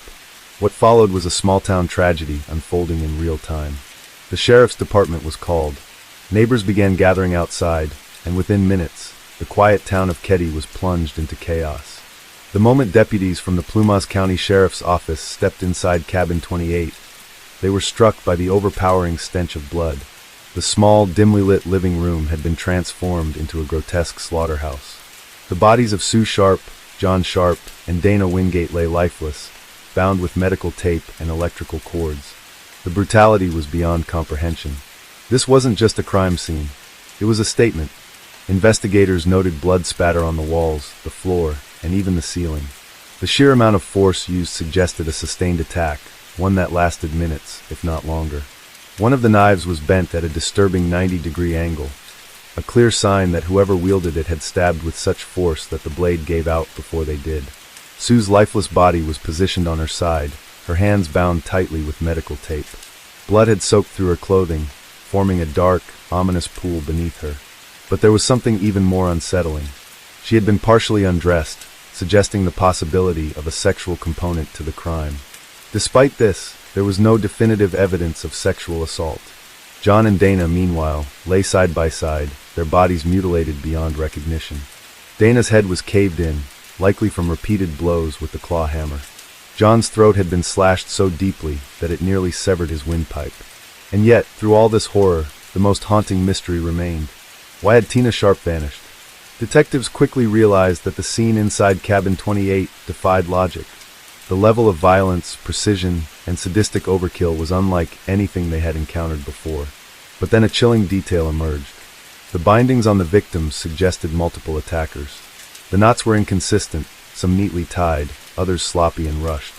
It was as if different people had restrained them at different times, each with varying levels of skill. Forensics painted a grisly picture of what may have happened that night.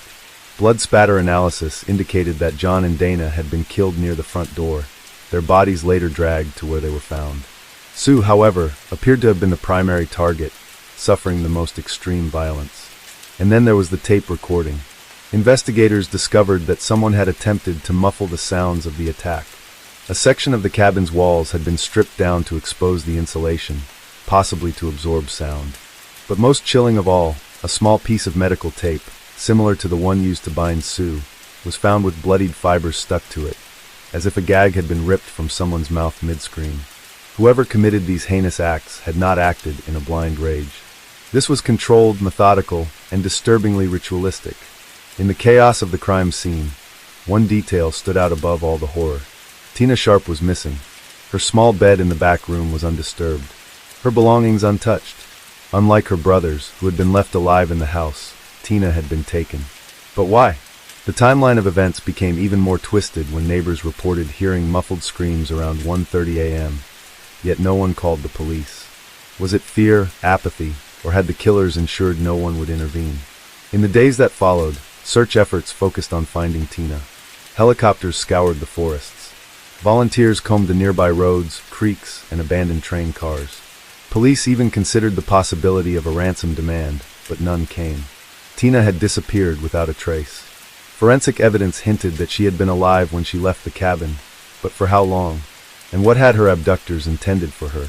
The weeks turned to months, then years, until finally, in 1984, investigators received the call that shattered any lingering hope. A skull fragment, along with a decayed blouse, had been found 100 miles away in the Feather Falls area. Dental records confirmed what investigators had feared. It was Tina. Her remains had been left exposed to the elements, her body dumped like an afterthought. But there was one final, terrifying clue. Not far from where Tina's bones were found, a tiny strip of medical tape lay buried in the dirt, the same kind used to bind Sue Sharp. Tina had been kept alive for an unknown amount of time after the murders, then disposed of when she was no longer needed. But needed for what? Despite the brutality of the crime, no one in Keddie seemed willing to talk. Witness statements were inconsistent, leads vanished, and possible suspects either evaded questioning or provided alibis that felt too convenient. Rumors swirled about the involvement of locals, people who had lived in Keddie before and after the killings, blending seamlessly into the small-town fabric. The two primary suspects were Martin Smart, Justin's stepfather, and his friend, Bo Boobed, both of whom had been at the local bar the night of the murders.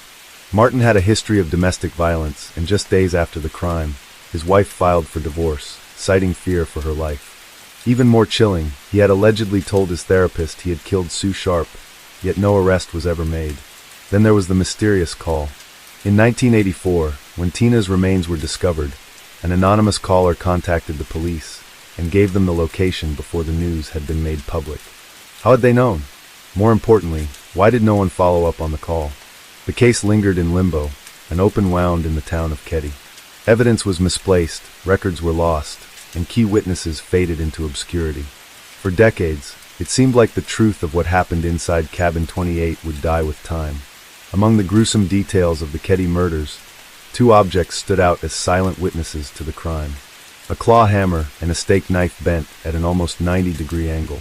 These weren't just crime weapons. They were symbols of the sheer brutality inflicted on the victims. But even more chilling, one of them disappeared for decades. When investigators first processed the crime scene, they noted that a claw hammer had been used to bludgeon the victims. However, one hammer that should have been there, a distinctive blue-handled hammer known to belong to Marty Smart, was missing. Marty himself even made an odd statement to police, claiming that his hammer had been stolen before the killings. This strange detail would only gain significance years later. A break tonight in a 35-year-old murder mystery. Investigators believe that they have found one of the weapons used in the so-called Ketty Cabin murders. CBS 13's Tony Lopez has the dramatic developments in this decades-old case. In 2016, more than 3 decades after the crime, a man scavenging in a dried-up pond just a few miles from Cabin 28 stumbled upon a rusted hammer. It was the same make and model as the one missing from the crime scene. Investigators immediately suspected that it had been deliberately thrown into the water to hide evidence. But with so much time passed, any forensic traces of blood or DNA were long gone. Another eerie detail was the steak knife found at the scene. It had been used with such force that it was bent nearly 90 degrees. This suggested one of two things. The killer was stabbing with uncontrollable rage, exerting more force than necessary. The victim fought back fiercely, causing the knife to bend in the struggle. Either way, this was not the work of someone who simply wanted to kill and escape. This was personal, sadistic, and prolonged. Adding to the mystery, another knife, potentially an even deadlier blade, was never found. Some investigators believe it was taken from the scene by the killer as a trophy or to further cover up evidence. As investigators pieced together the gruesome crime scene at Cabin 28, one question loomed over everything.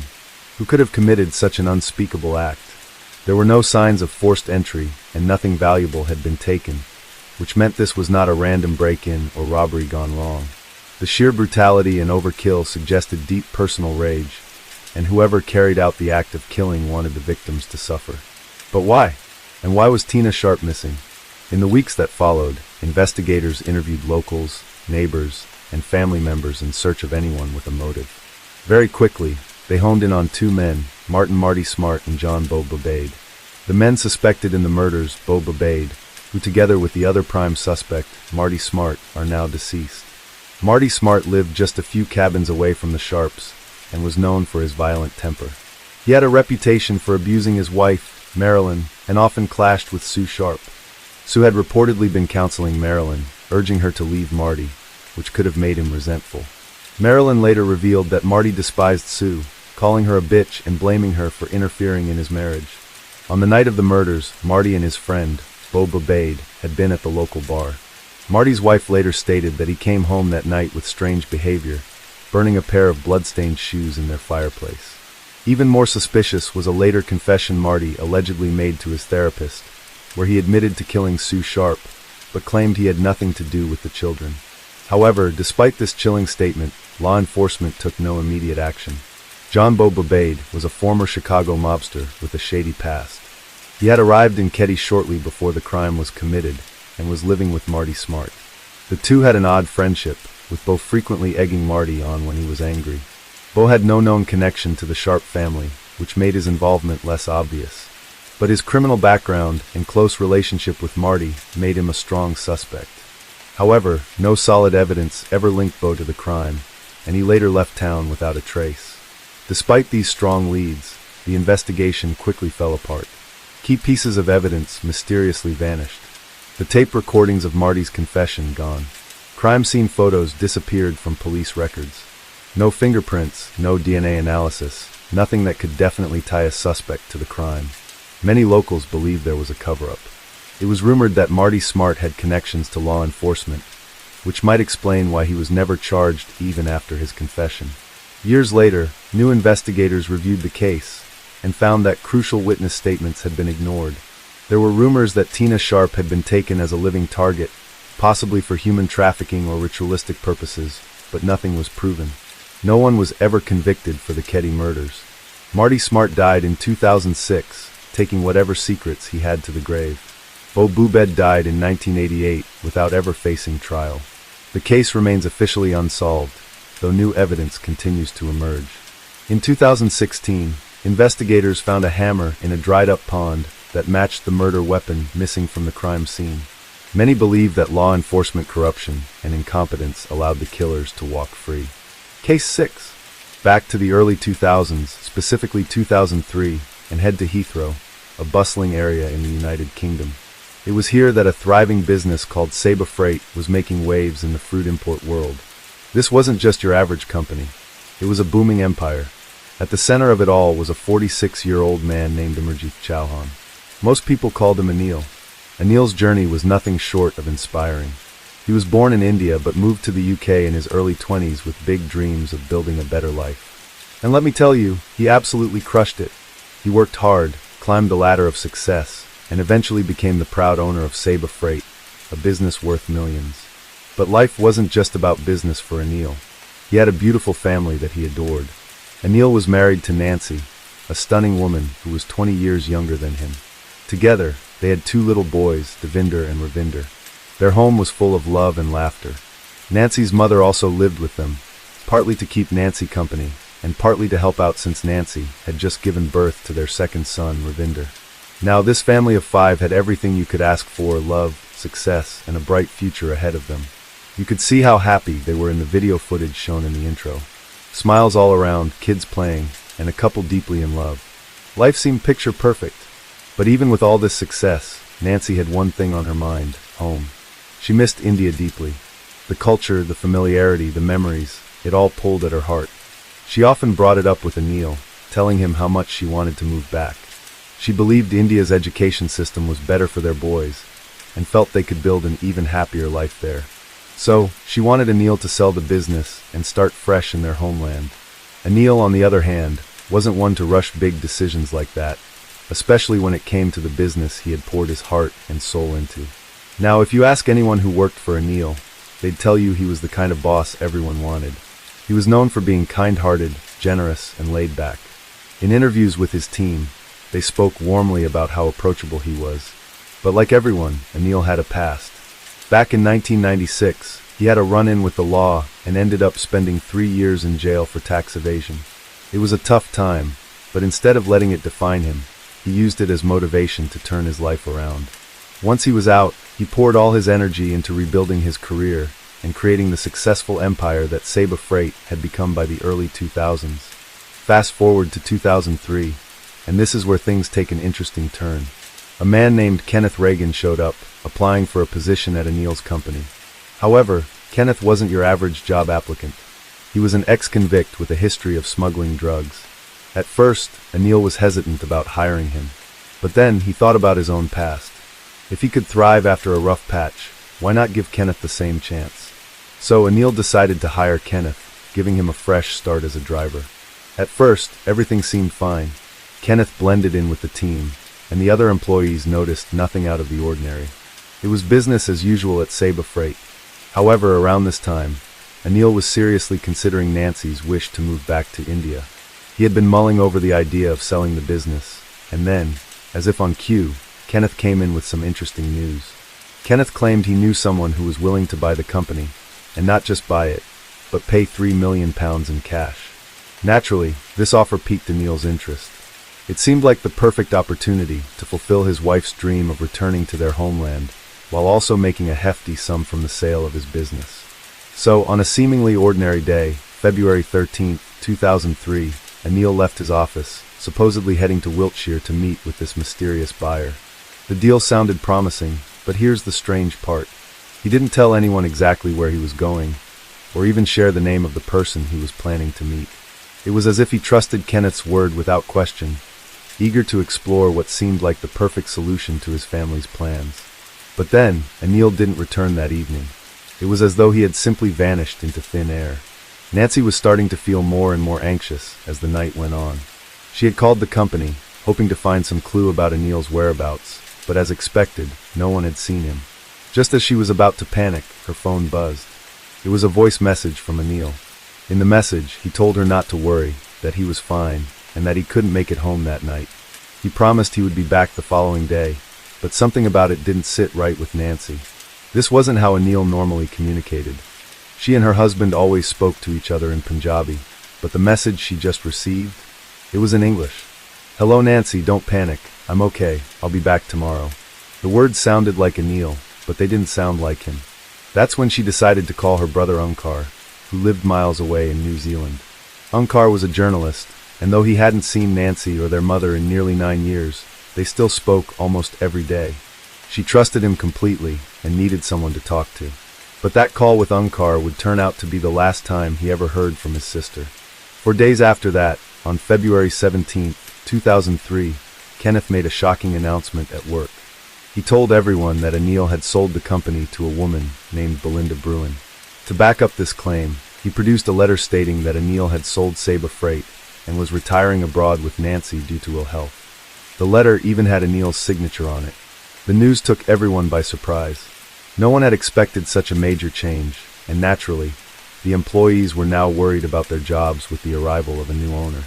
However, the reality of working in a busy company meant that they didn't have much time to stop and dwell on the situation. There was no time to question the announcement or voice their concerns. Everyone just had to keep working and adjust to the sudden shift, unsure of what the future held. Meanwhile, in New Zealand, Unkar, Nancy's brother, was growing increasingly concerned. After a routine missing persons inquiry, it was discovered that the family home was empty. Neighbors and colleagues all seemed to believe that the Chauhans had simply packed up and moved back to India, as Nancy had wanted. But Unkar wasn't convinced. He knew that Nancy or his mom wouldn't go anywhere without telling him, so if the police couldn't find any answers, he figured he would take matters into his own hands. He decided to fly to the UK and investigate his family's disappearance himself. Alone in a foreign place, Unkar arrived in Hounslow, the family's hometown, and headed straight for the Chauhan house. What he discovered there would shock him to the core, and it set him on a path that no one could have predicted. With compelling evidence that his family had left the house against their will, Unkar didn't waste any time. He went straight to the police, determined to get them to take action.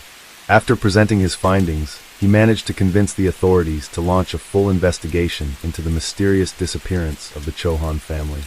The case was handed over to DCI Andy Rowell, a seasoned investigator who wasted no time in getting to work. Rowell's first step: interviewing the last person known to have seen Anil Chauhan on the day he vanished, Kenneth Reagan. Now, as mentioned earlier, Kenneth Reagan was no ordinary man. In fact, he had a whole collection of names. He was also known as Ken Avery, but perhaps the most intriguing nickname he had was Captain Cash. The story behind that was simple but chilling. He was said to always carry around hefty sums of cash, often tucked into a case, making him a figure known in the underworld for his money and shady dealings. Before he became a part of Saba Freight, Reagan had quite a notorious past. Back in the late 90s, he was a career criminal, and not just any criminal. He was deep into the world of organized crime, running freight companies around the Heathrow area. But these companies were not just legitimate businesses. No, they were carefully crafted fronts for smuggling drugs into the country.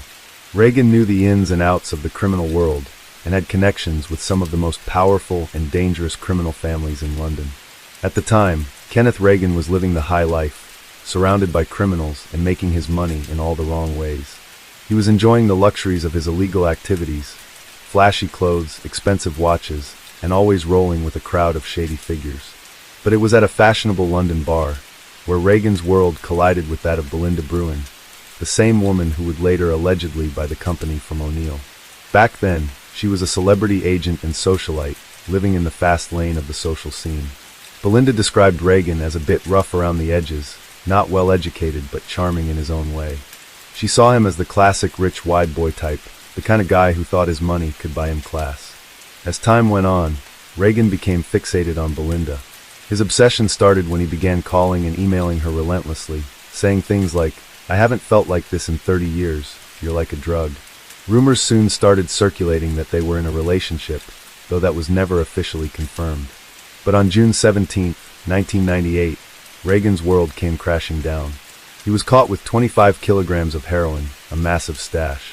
Facing a daunting 18 years in prison, Reagan quickly made a deal to turn on his former associates and became a grass.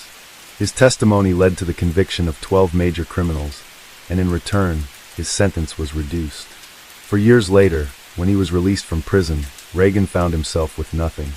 His assets had been seized through a confiscation order, leaving him in a small one-bedroom bungalow with his father.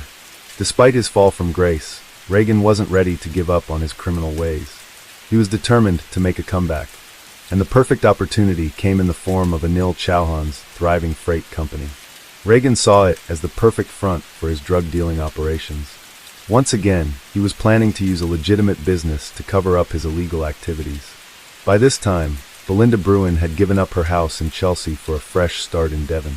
Reagan's obsessive calls and letters had stopped during his 4 years in prison, but now that he was free, he began to pursue her once again. A few weeks after his release, Reagan left Belinda a series of messages on her mobile, flirting with her. But in January of 2003, he left a message that piqued her curiosity, claiming he had a business deal he wanted to discuss. At the time, Belinda was dealing with personal struggles. She had a huge house, a large mortgage, 2 kids in private school, and her boyfriend had just left her. She decided to call him back. Reagan told Belinda he was planning to take over Saba Freight and needed a new managing director. Although she had no experience in the field, Reagan offered her a huge salary for just a 2-day work week. At first, he offered her £54,000, which she thought wasn't enough to cover her expenses. He quickly increased the offer to £72,000, which seemed more appealing. This job offer gave Reagan a convenient excuse to visit Belinda at her isolated home in Devon. He'd come up with bizarre reasons for needing her help with forms or letters, and he would drive all the way from Salisbury or London just for a brief visit. Reagan seemed increasingly fixated on the land around Belinda's farm, constantly complaining about the mud in the lane and suggesting ways to improve the property, like cutting down trees and building a wall with electric gates. Fast forward to February, 1 month after Reagan had told Belinda about the job offer, and things were finally falling into place. Belinda was given a desk and a computer, and she began reviewing the company's books as Reagan had instructed. However, on her second day, she felt unwell and decided to drive home to Devon instead of going to work. When she arrived, she was shocked to see a battered Jaguar and 2 men in her field with a digger. The men were William Hornsey and Peter Rees, both associates of Reagan. Belinda was furious and demanded to know what they were doing. They explained they were building a drainage ditch. Belinda couldn't believe it. It wasn't just the ditch, it was the fact that they had done this without her permission. Reagan arrived and tried to justify the digging by saying, "I thought you'd appreciate it." Belinda was livid. She made it clear that it was her land, and they had no right to dig it up. Though she planned to have it removed, she was told to wait until summer. By 2003, Reagan was on the brink of reclaiming his former millionaire lifestyle. He had taken control of Saba Freight, Anil Chauhan's former company, which now served as an ideal front for his drug-dealing operations. For years, Reagan had obsessively pursued Belinda Bruin from afar, and now she was on his payroll. It seemed as though Reagan's dreams were finally coming true, but the dark secret behind his success was about to be exposed. When detectives sat down with Kenneth Reagan to ask about the Chauhan family, they were met with a story that seemed almost too perfect. Reagan painted Anil Chauhan as a desperate businessman, drowning in financial woes and unable to sell his business. His version of events suggested that with no other options left, Chauhan had simply vanished into thin air. It was a convenient narrative, but one the detectives weren't willing to buy. Using cutting-edge forensic technology, the investigators tracked both Reagan and Chauhan's mobile phone movements on the day of the disappearance. What they uncovered was nothing short of chilling. Chauhan's phone, initially traced to the Hounslow area, suddenly pinged in the Stonehenge area just days after his disappearance. This wasn't far from Reagan's home in Wilton, Salisbury, and the detectives quickly connected the dots. Reagan's phone had met up with Chauhan's in that very location. From there, the 2 phones traveled south, moving toward Exeter in the West Country, a path that seemed more than coincidental. But the detectives' pursuit didn't stop there. They found a lead that seemed almost too unlikely to ignore. Devon, the home of Belinda Bruin, the newly appointed managing director of Saba.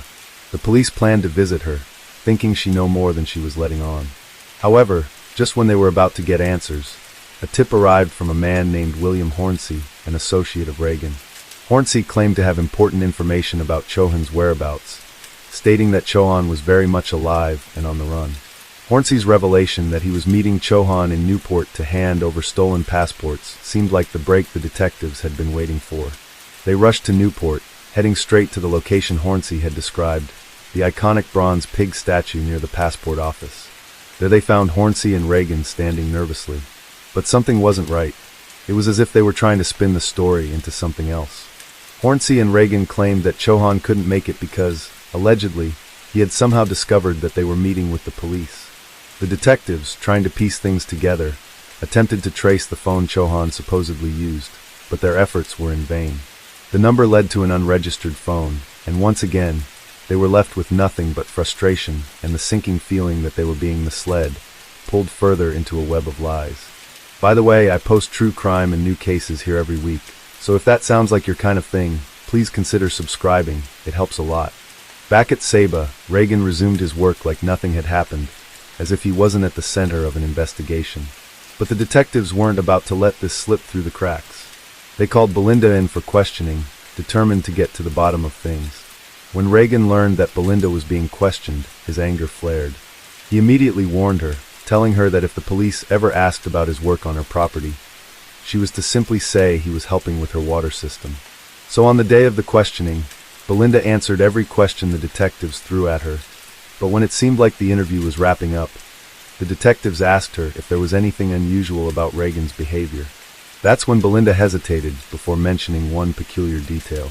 Reagan had told her that if the police asked about him, she should say he was just helping with her water system. That one statement threw the detectives off. Without a moment's hesitation, they rushed to Devon, convinced that something grisly awaited them at Belinda's farm.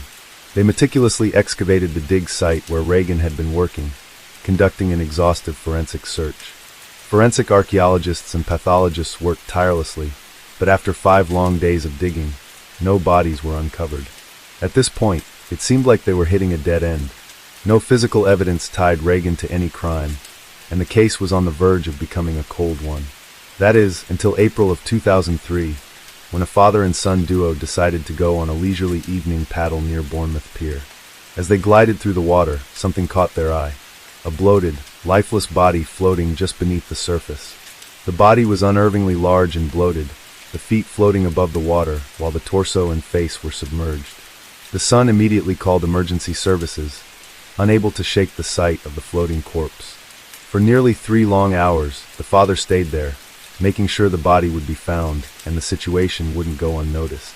In an interview, he later recalled how that moment gave him absolute chills through his spine. The body was taken to a mortuary in Bournemouth, but it would be nearly a week before the authorities could confirm the unthinkable. It was indeed Anil Chauhan, the missing businessman. But the truth was far more chilling than anyone had imagined. An autopsy revealed a horrifying sequence of events. Anil had suffered blunt force trauma to the back of his head, a brutal blow that had left him unconscious. But it didn't end there. Packing tape had been wrapped tightly around his mouth, clear evidence of suffocation after the head injury. The forensic experts concluded that the combination of the blow to his head and the suffocation was the likely cause of his tragic death. While the police were still processing this shocking discovery, the search for more evidence pressed on.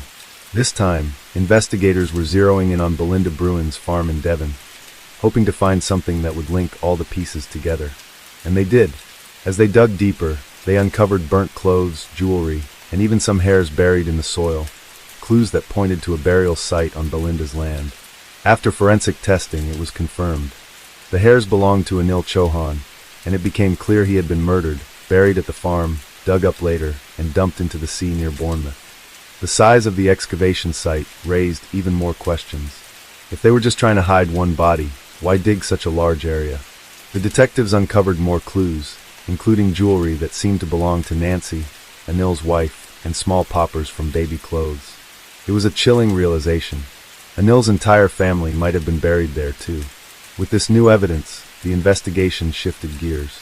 The case was upgraded to a Category A murder inquiry, the highest priority level. From then on, Kenneth Reagan was the prime suspect, but both he and his associate, William Hornsey, had mysteriously disappeared. One day, as Belinda was driving home, she noticed something strange. A familiar car parked near her property.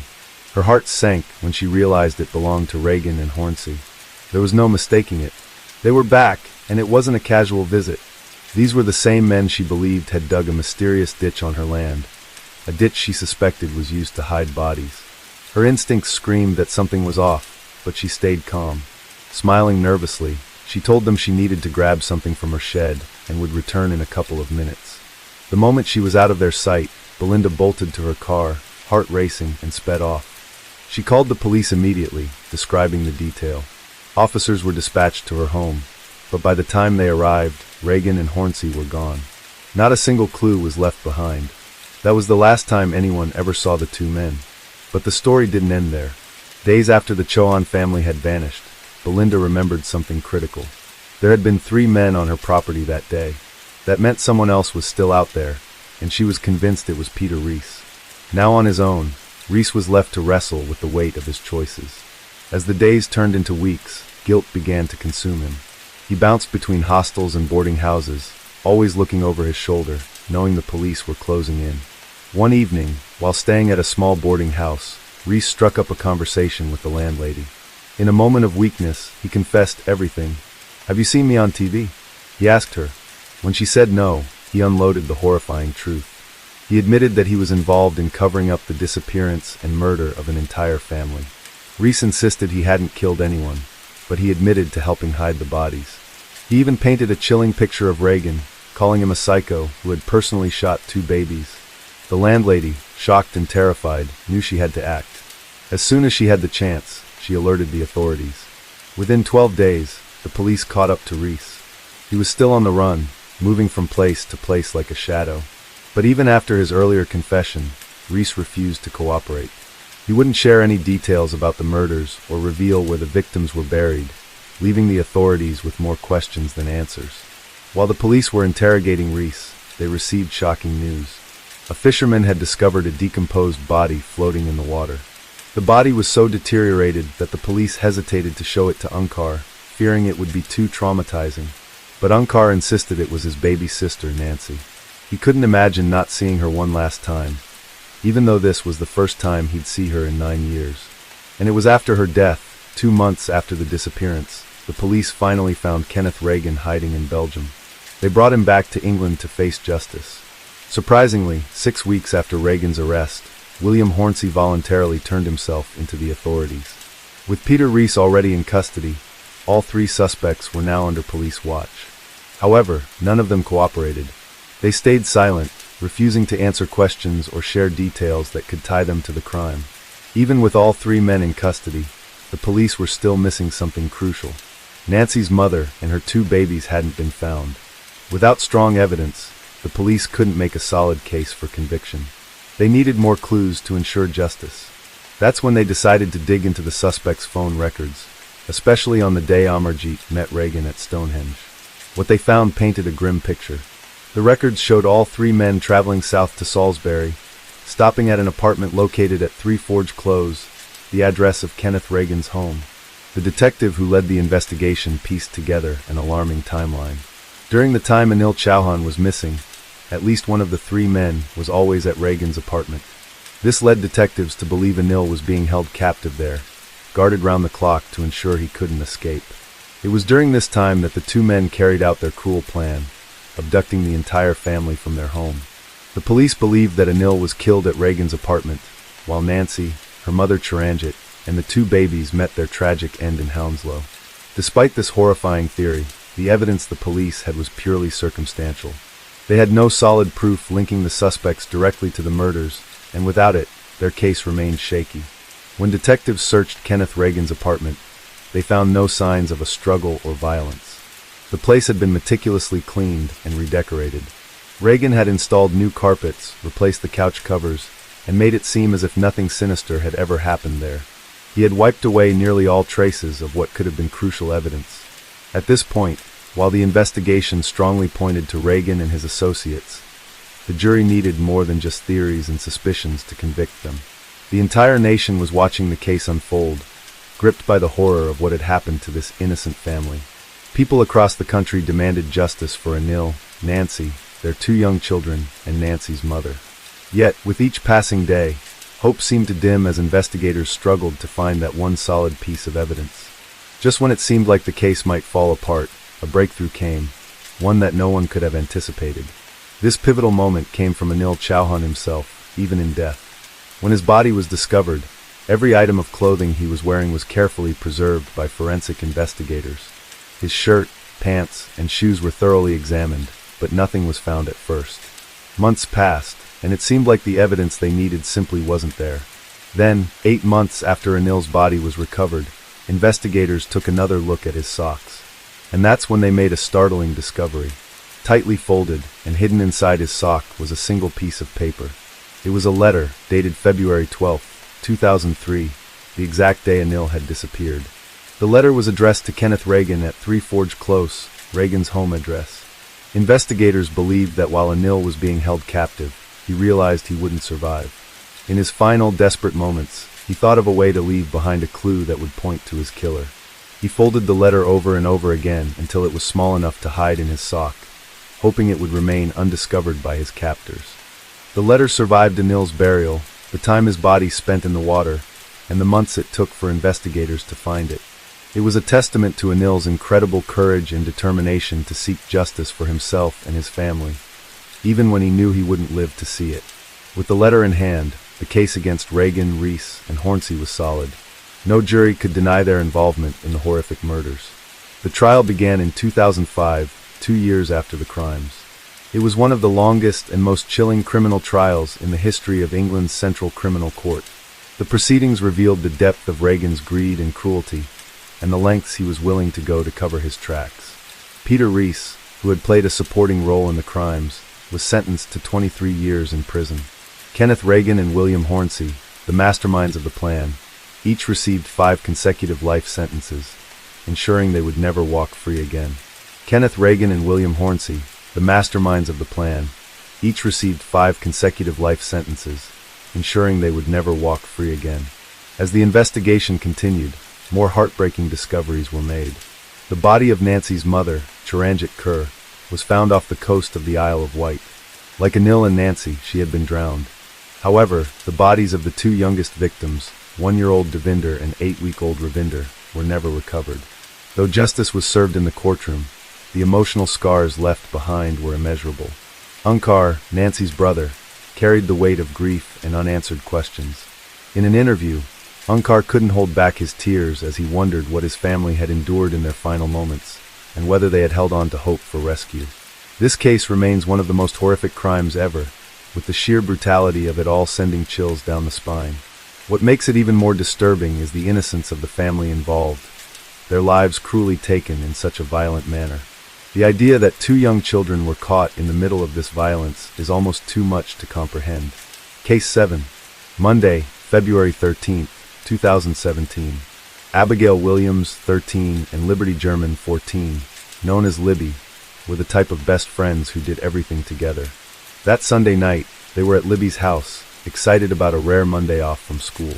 Abby had brought along a box of arts and crafts supplies, and the two spent the evening working on projects in Libby's room and tossing a softball around in the backyard. By Monday afternoon, their creative energy turned into a craving for adventure. The girls came up with a plan to visit a local nature reserve near the Monon High Bridge, a well-known hangout spot in Delphi. They convinced Libby's older sister, Kelsey, to drive them there, and by 1:30 in the afternoon, they were dropped off near the bridge. Now, the area was a mix of rugged beauty and quiet charm, with wooded trails that led to the towering Monon High Bridge. This old railway bridge, built in 1891, had long been abandoned, but still attracted locals who came to enjoy the view, snap photos, and soak in the peaceful atmosphere. It was the perfect spot for two best friends to explore, laugh, and make memories. But what started as a fun adventure that day would soon turn into a nightmare, a tragedy that shook Delphi to its core. At around 2:07 in the afternoon, Libby shared a photo on Snapchat of Abby carefully walking across the old weathered wooden planks of the Monon High Bridge.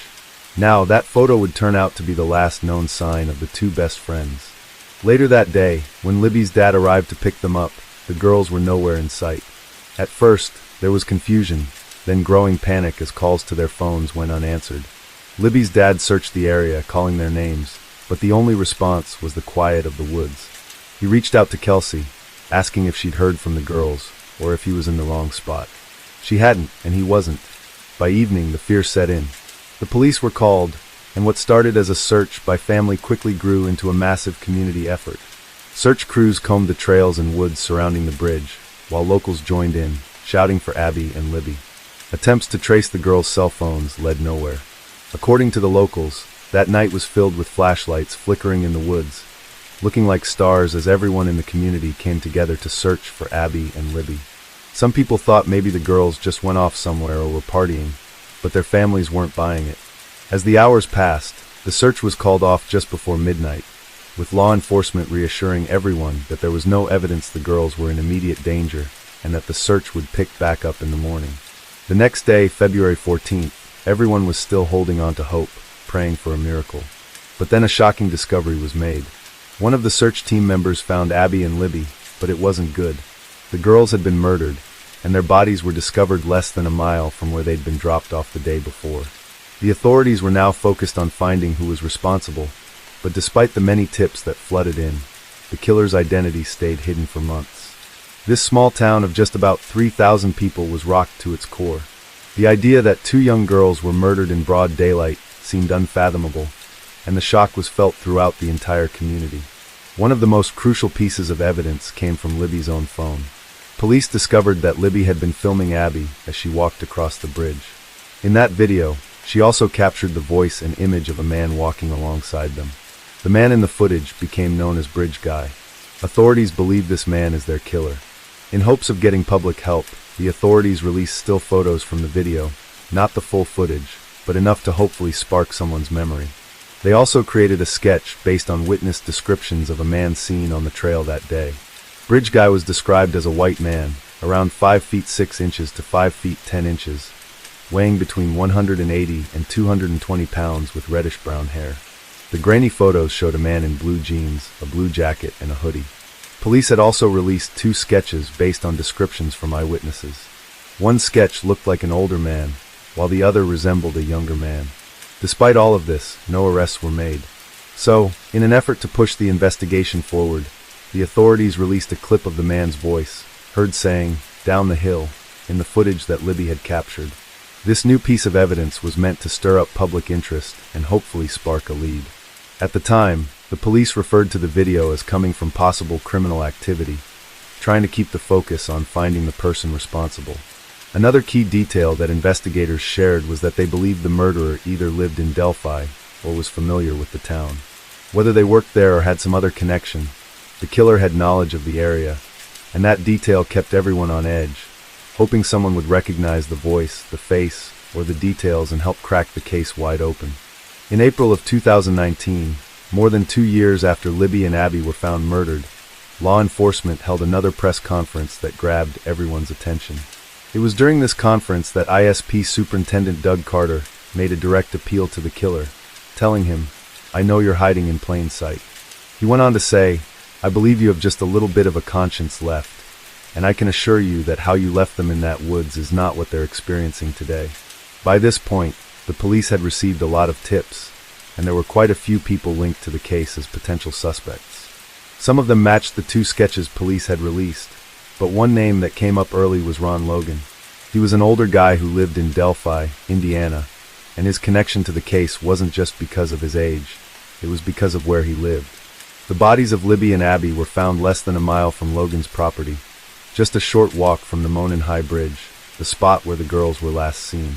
In a small town like Delphi, that kind of proximity made Logan a prime person of interest right off the bat. Logan had lived on a quiet country road near the trail that led to the Monon High Bridge for over 50 years. It was a peaceful area where families often walked, so it seemed like the last place something horrible like this could happen. But once the girls' bodies were discovered, that peaceful spot felt much darker and more sinister. Now, Logan didn't exactly help himself. When the girls went missing, he told the police he had been out of town at an aquarium, which seemed like a pretty solid alibi. But then things started to take a strange turn. It came out that Logan had asked a relative to lie for him about his whereabouts that day. That raised a huge red flag. If he had nothing to hide, why would he try to cover up where he was? Things got even more complicated a month after the murders when the FBI stepped in. In March 2017, the FBI got the green light to search Ronald Logan's property, including his house, garage, pickup truck, computers, and cell phones. In the warrant request, the FBI agent made it clear that there was probable cause to believe Logan had committed the murders and that evidence could be found on his land. The agent even went into detail about why they thought Logan was involved. But before we dive into that, the request revealed some new details about the crime scene that had never been shared before. First, the FBI confirmed that one of the victims was missing a piece of clothing. There were no signs of a struggle or fight at the crime scene, and investigators found fibers and unidentified hairs. It also appeared that the bodies had been moved and staged. The agent even referenced the infamous video on Libby's phone, confirming that it was 43 seconds long, though up until then, only a few seconds had been released to the public.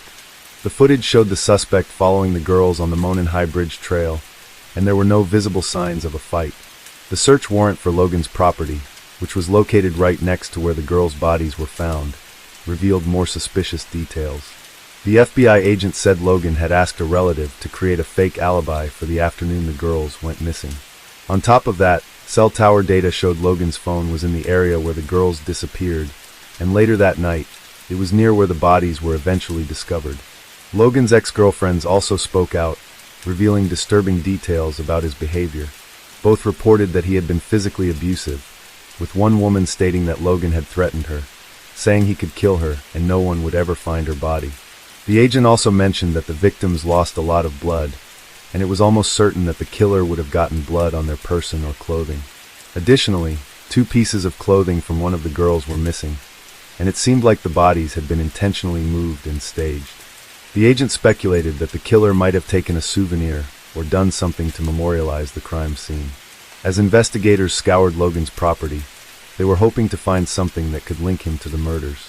Logan, however, continued to insist that he had been in Lafayette, 20 miles away, buying tropical fish, and he didn't return home until 6:30 in the evening.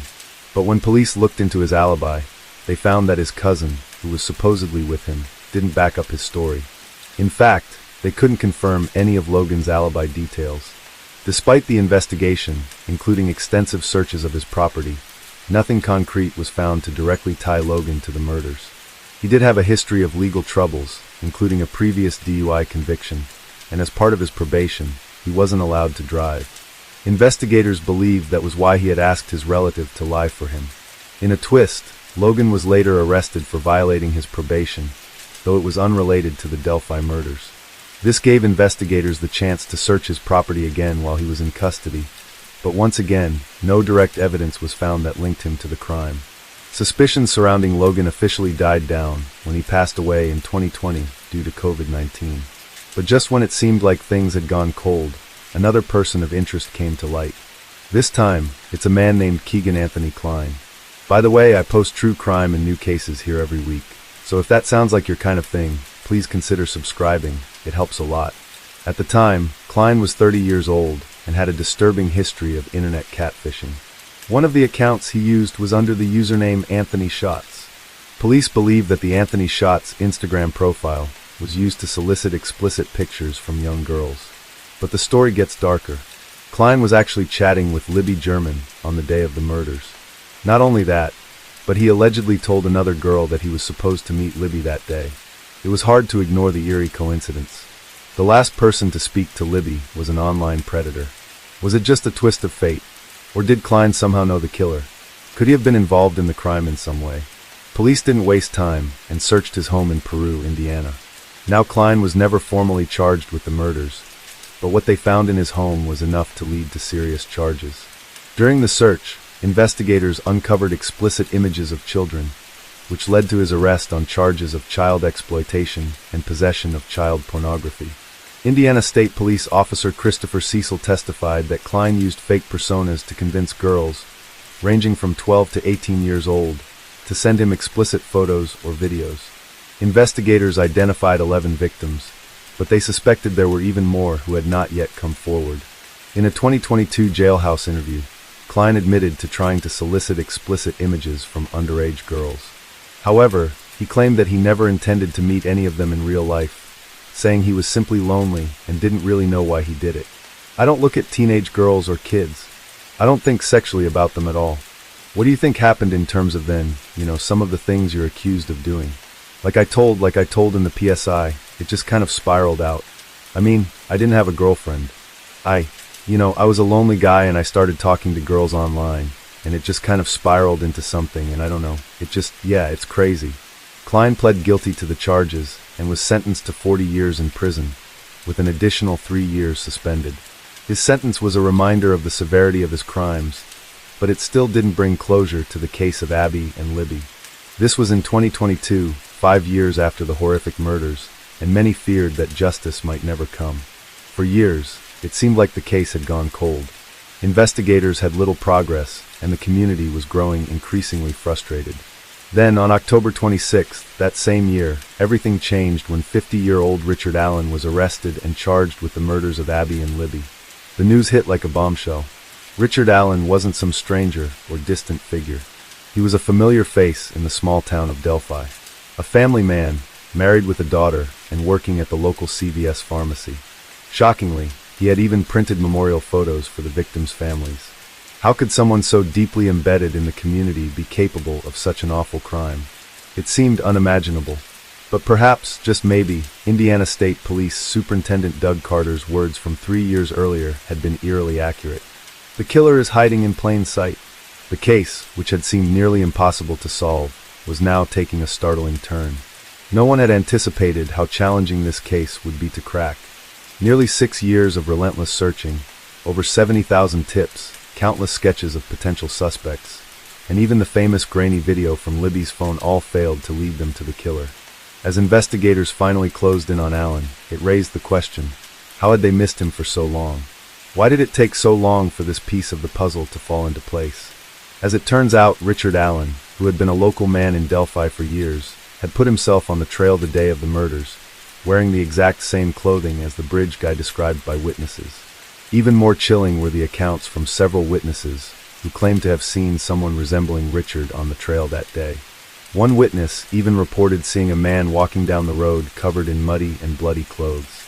Then, investigators discovered an unused bullet at the crime scene that matched a gun owned by Richard Allen.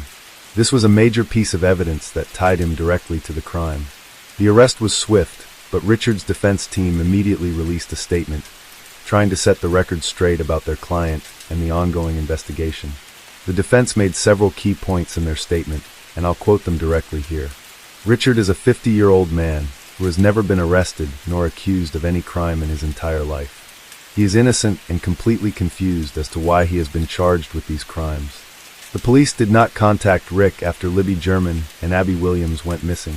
Rather, Rick contacted the police and voluntarily discussed being on the trail that day.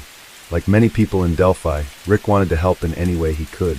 He contacted the police to let them know that he had walked on the trail that day, as he often did.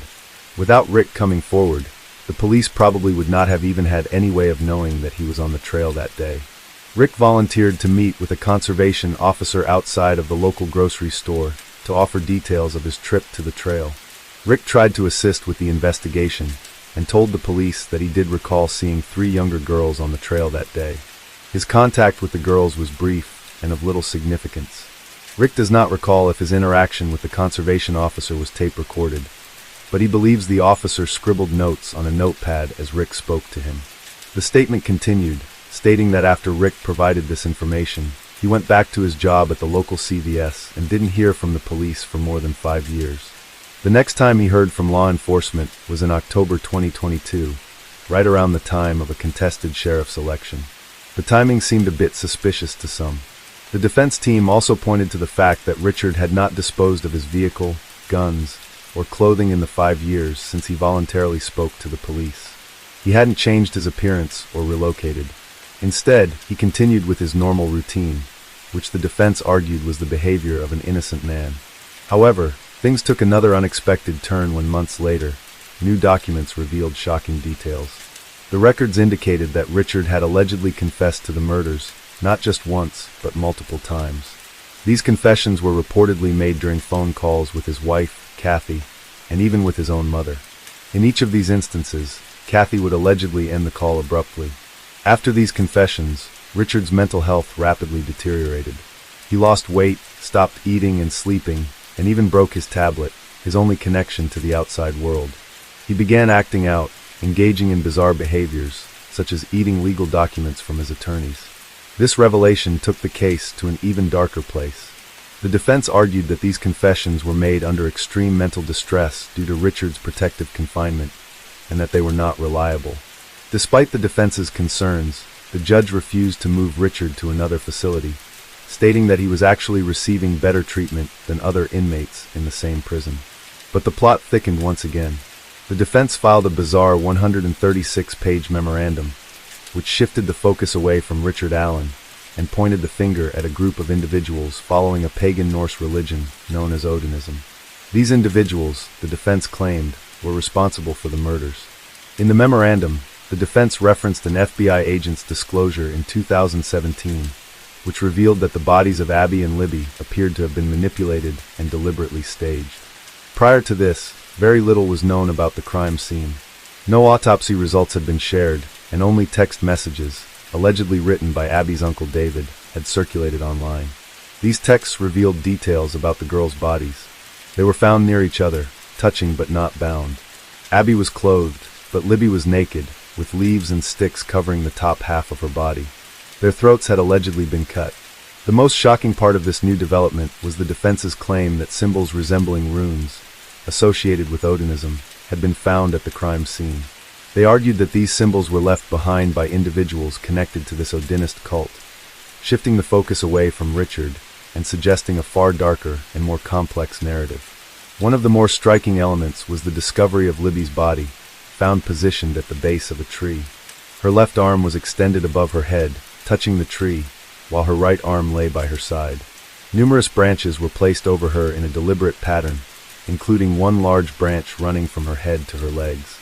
The defense suggested that the lack of blood near Libby's neck and tree indicated she may have been killed elsewhere before being moved.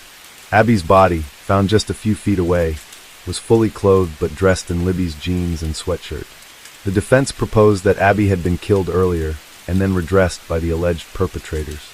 Despite fatal neck wounds, little blood was found on her clothing, except around her neck, implying efforts to keep her body clean. Abby's body was positioned with her right leg bent beneath her left leg, and branches were arranged in a pattern on top of her, resembling an asterisk.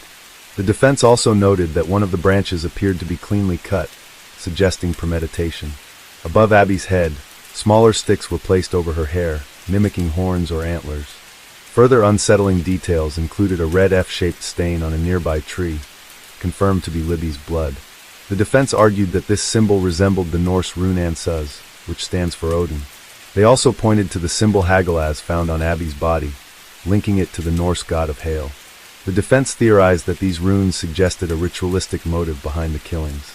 The defense challenged the prosecution's timeline, which suggested the murders occurred within a short window, claiming it was implausible for one person, especially someone of Richard Allen's small stature, to have committed the murders alone. They raised questions about the discovery of a bullet buried between the girls, and its connection to a gun owned by Allen, asking when it was found. Immediately after the bodies were discovered or days later, the defense argued that the murders required more time than one person could manage in such a short window. The defense also pointed to the connection between Abby and Odinism. Abby's alleged boyfriend's father, known as BH, had ties to Odinism and social media posts resembling the symbols found at the crime scene. The defense claimed that BH had made references to the crime scene before details were publicly released.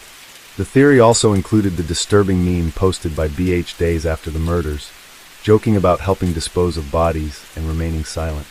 Another potential suspect was mentioned by the defense, who claimed he admitted to being involved in the murders. The defense also alleged that several law enforcement officers involved in the investigation privately believed in the Odinism theory, but were suppressed to focus on Allen. In terms of Allen's mental health, the defense argued that his deteriorating condition in prison may have led to coerced confessions. They claimed that threats from Odinist members working as guards had pressured him into confessing. Additionally, they accused the lead investigator of withholding crucial evidence to gain a search warrant for Allen's home. Another significant issue raised was the destruction of evidence. The defense claimed that 70 days' worth of interviews with witnesses had been destroyed, which could have been crucial in the early stages of the investigation. This led to further frustrations from the defense as they sought to challenge the prosecution's case. During a 3-day hearing in 2024, the defense's Odinism theory was debated, with the prosecution presenting evidence to refute it. The prosecution called in a blood spatter expert who testified that the blood on the tree was a transfer stain, not painted, though the expert couldn't determine who transferred the blood. The defense also argued that Allen's confessions, over 60 in total, were coerced and should not be admissible in court. They argued that Allen's mental health had worsened due to his severe treatment in a maximum security facility, leading to stress-induced psychosis. Several witnesses testified to Allen's deteriorating condition, including his bizarre behavior and his eventual confession to the murders. A DNA expert also testified that there was no trace of Allen's DNA at the crime scene, and there was also no sign of Libby or Abby's DNA on any of the items found at his home. So, while his confession seemed to be a big step toward closing the case, physical evidence wasn't quite backing up his involvement. The only key piece of evidence prosecutors focused on was the .40 caliber bullet found near the girls' bodies. An expert for the prosecution claimed it matched Allen's gun, but the defense wasn't buying it, pointing out that there weren't enough images taken of the cartridge, and even suggested that the bullet could have come from a law enforcement officer's weapon. That raised a lot of eyebrows about the reliability of this piece of evidence. The prosecution also worked hard to link Allen to the chilling bridge guy video and audio recording taken by Libby on her phone just before the girls were murdered. State Police Master Trooper Brian Harshman, who reviewed over 700 of Allen's prison calls, testified that, in his opinion, the voice on that recording matched Allen's voice. It was a bold statement, but some still had their doubts. Then the moment arrived. On November 11, 2024, Allen was convicted on all counts. Just a month later, on December 20, 2024, Judge Gull sentenced him to 130 years in prison, 65 years for each of the girls' murders, to be served consecutively. He was immediately transported to the Westville Correctional Facility to start serving his time. But here's the thing. While some people were relieved to see justice served, there's still a big divide. A lot of people are questioning how it took 5 years for anyone to connect Allen to the case. There were those sketches, the videos, the voices, so why didn't anyone think to investigate Allen sooner? And let's not forget that his arrest happened just in time for a sheriff election, which raised even more suspicions.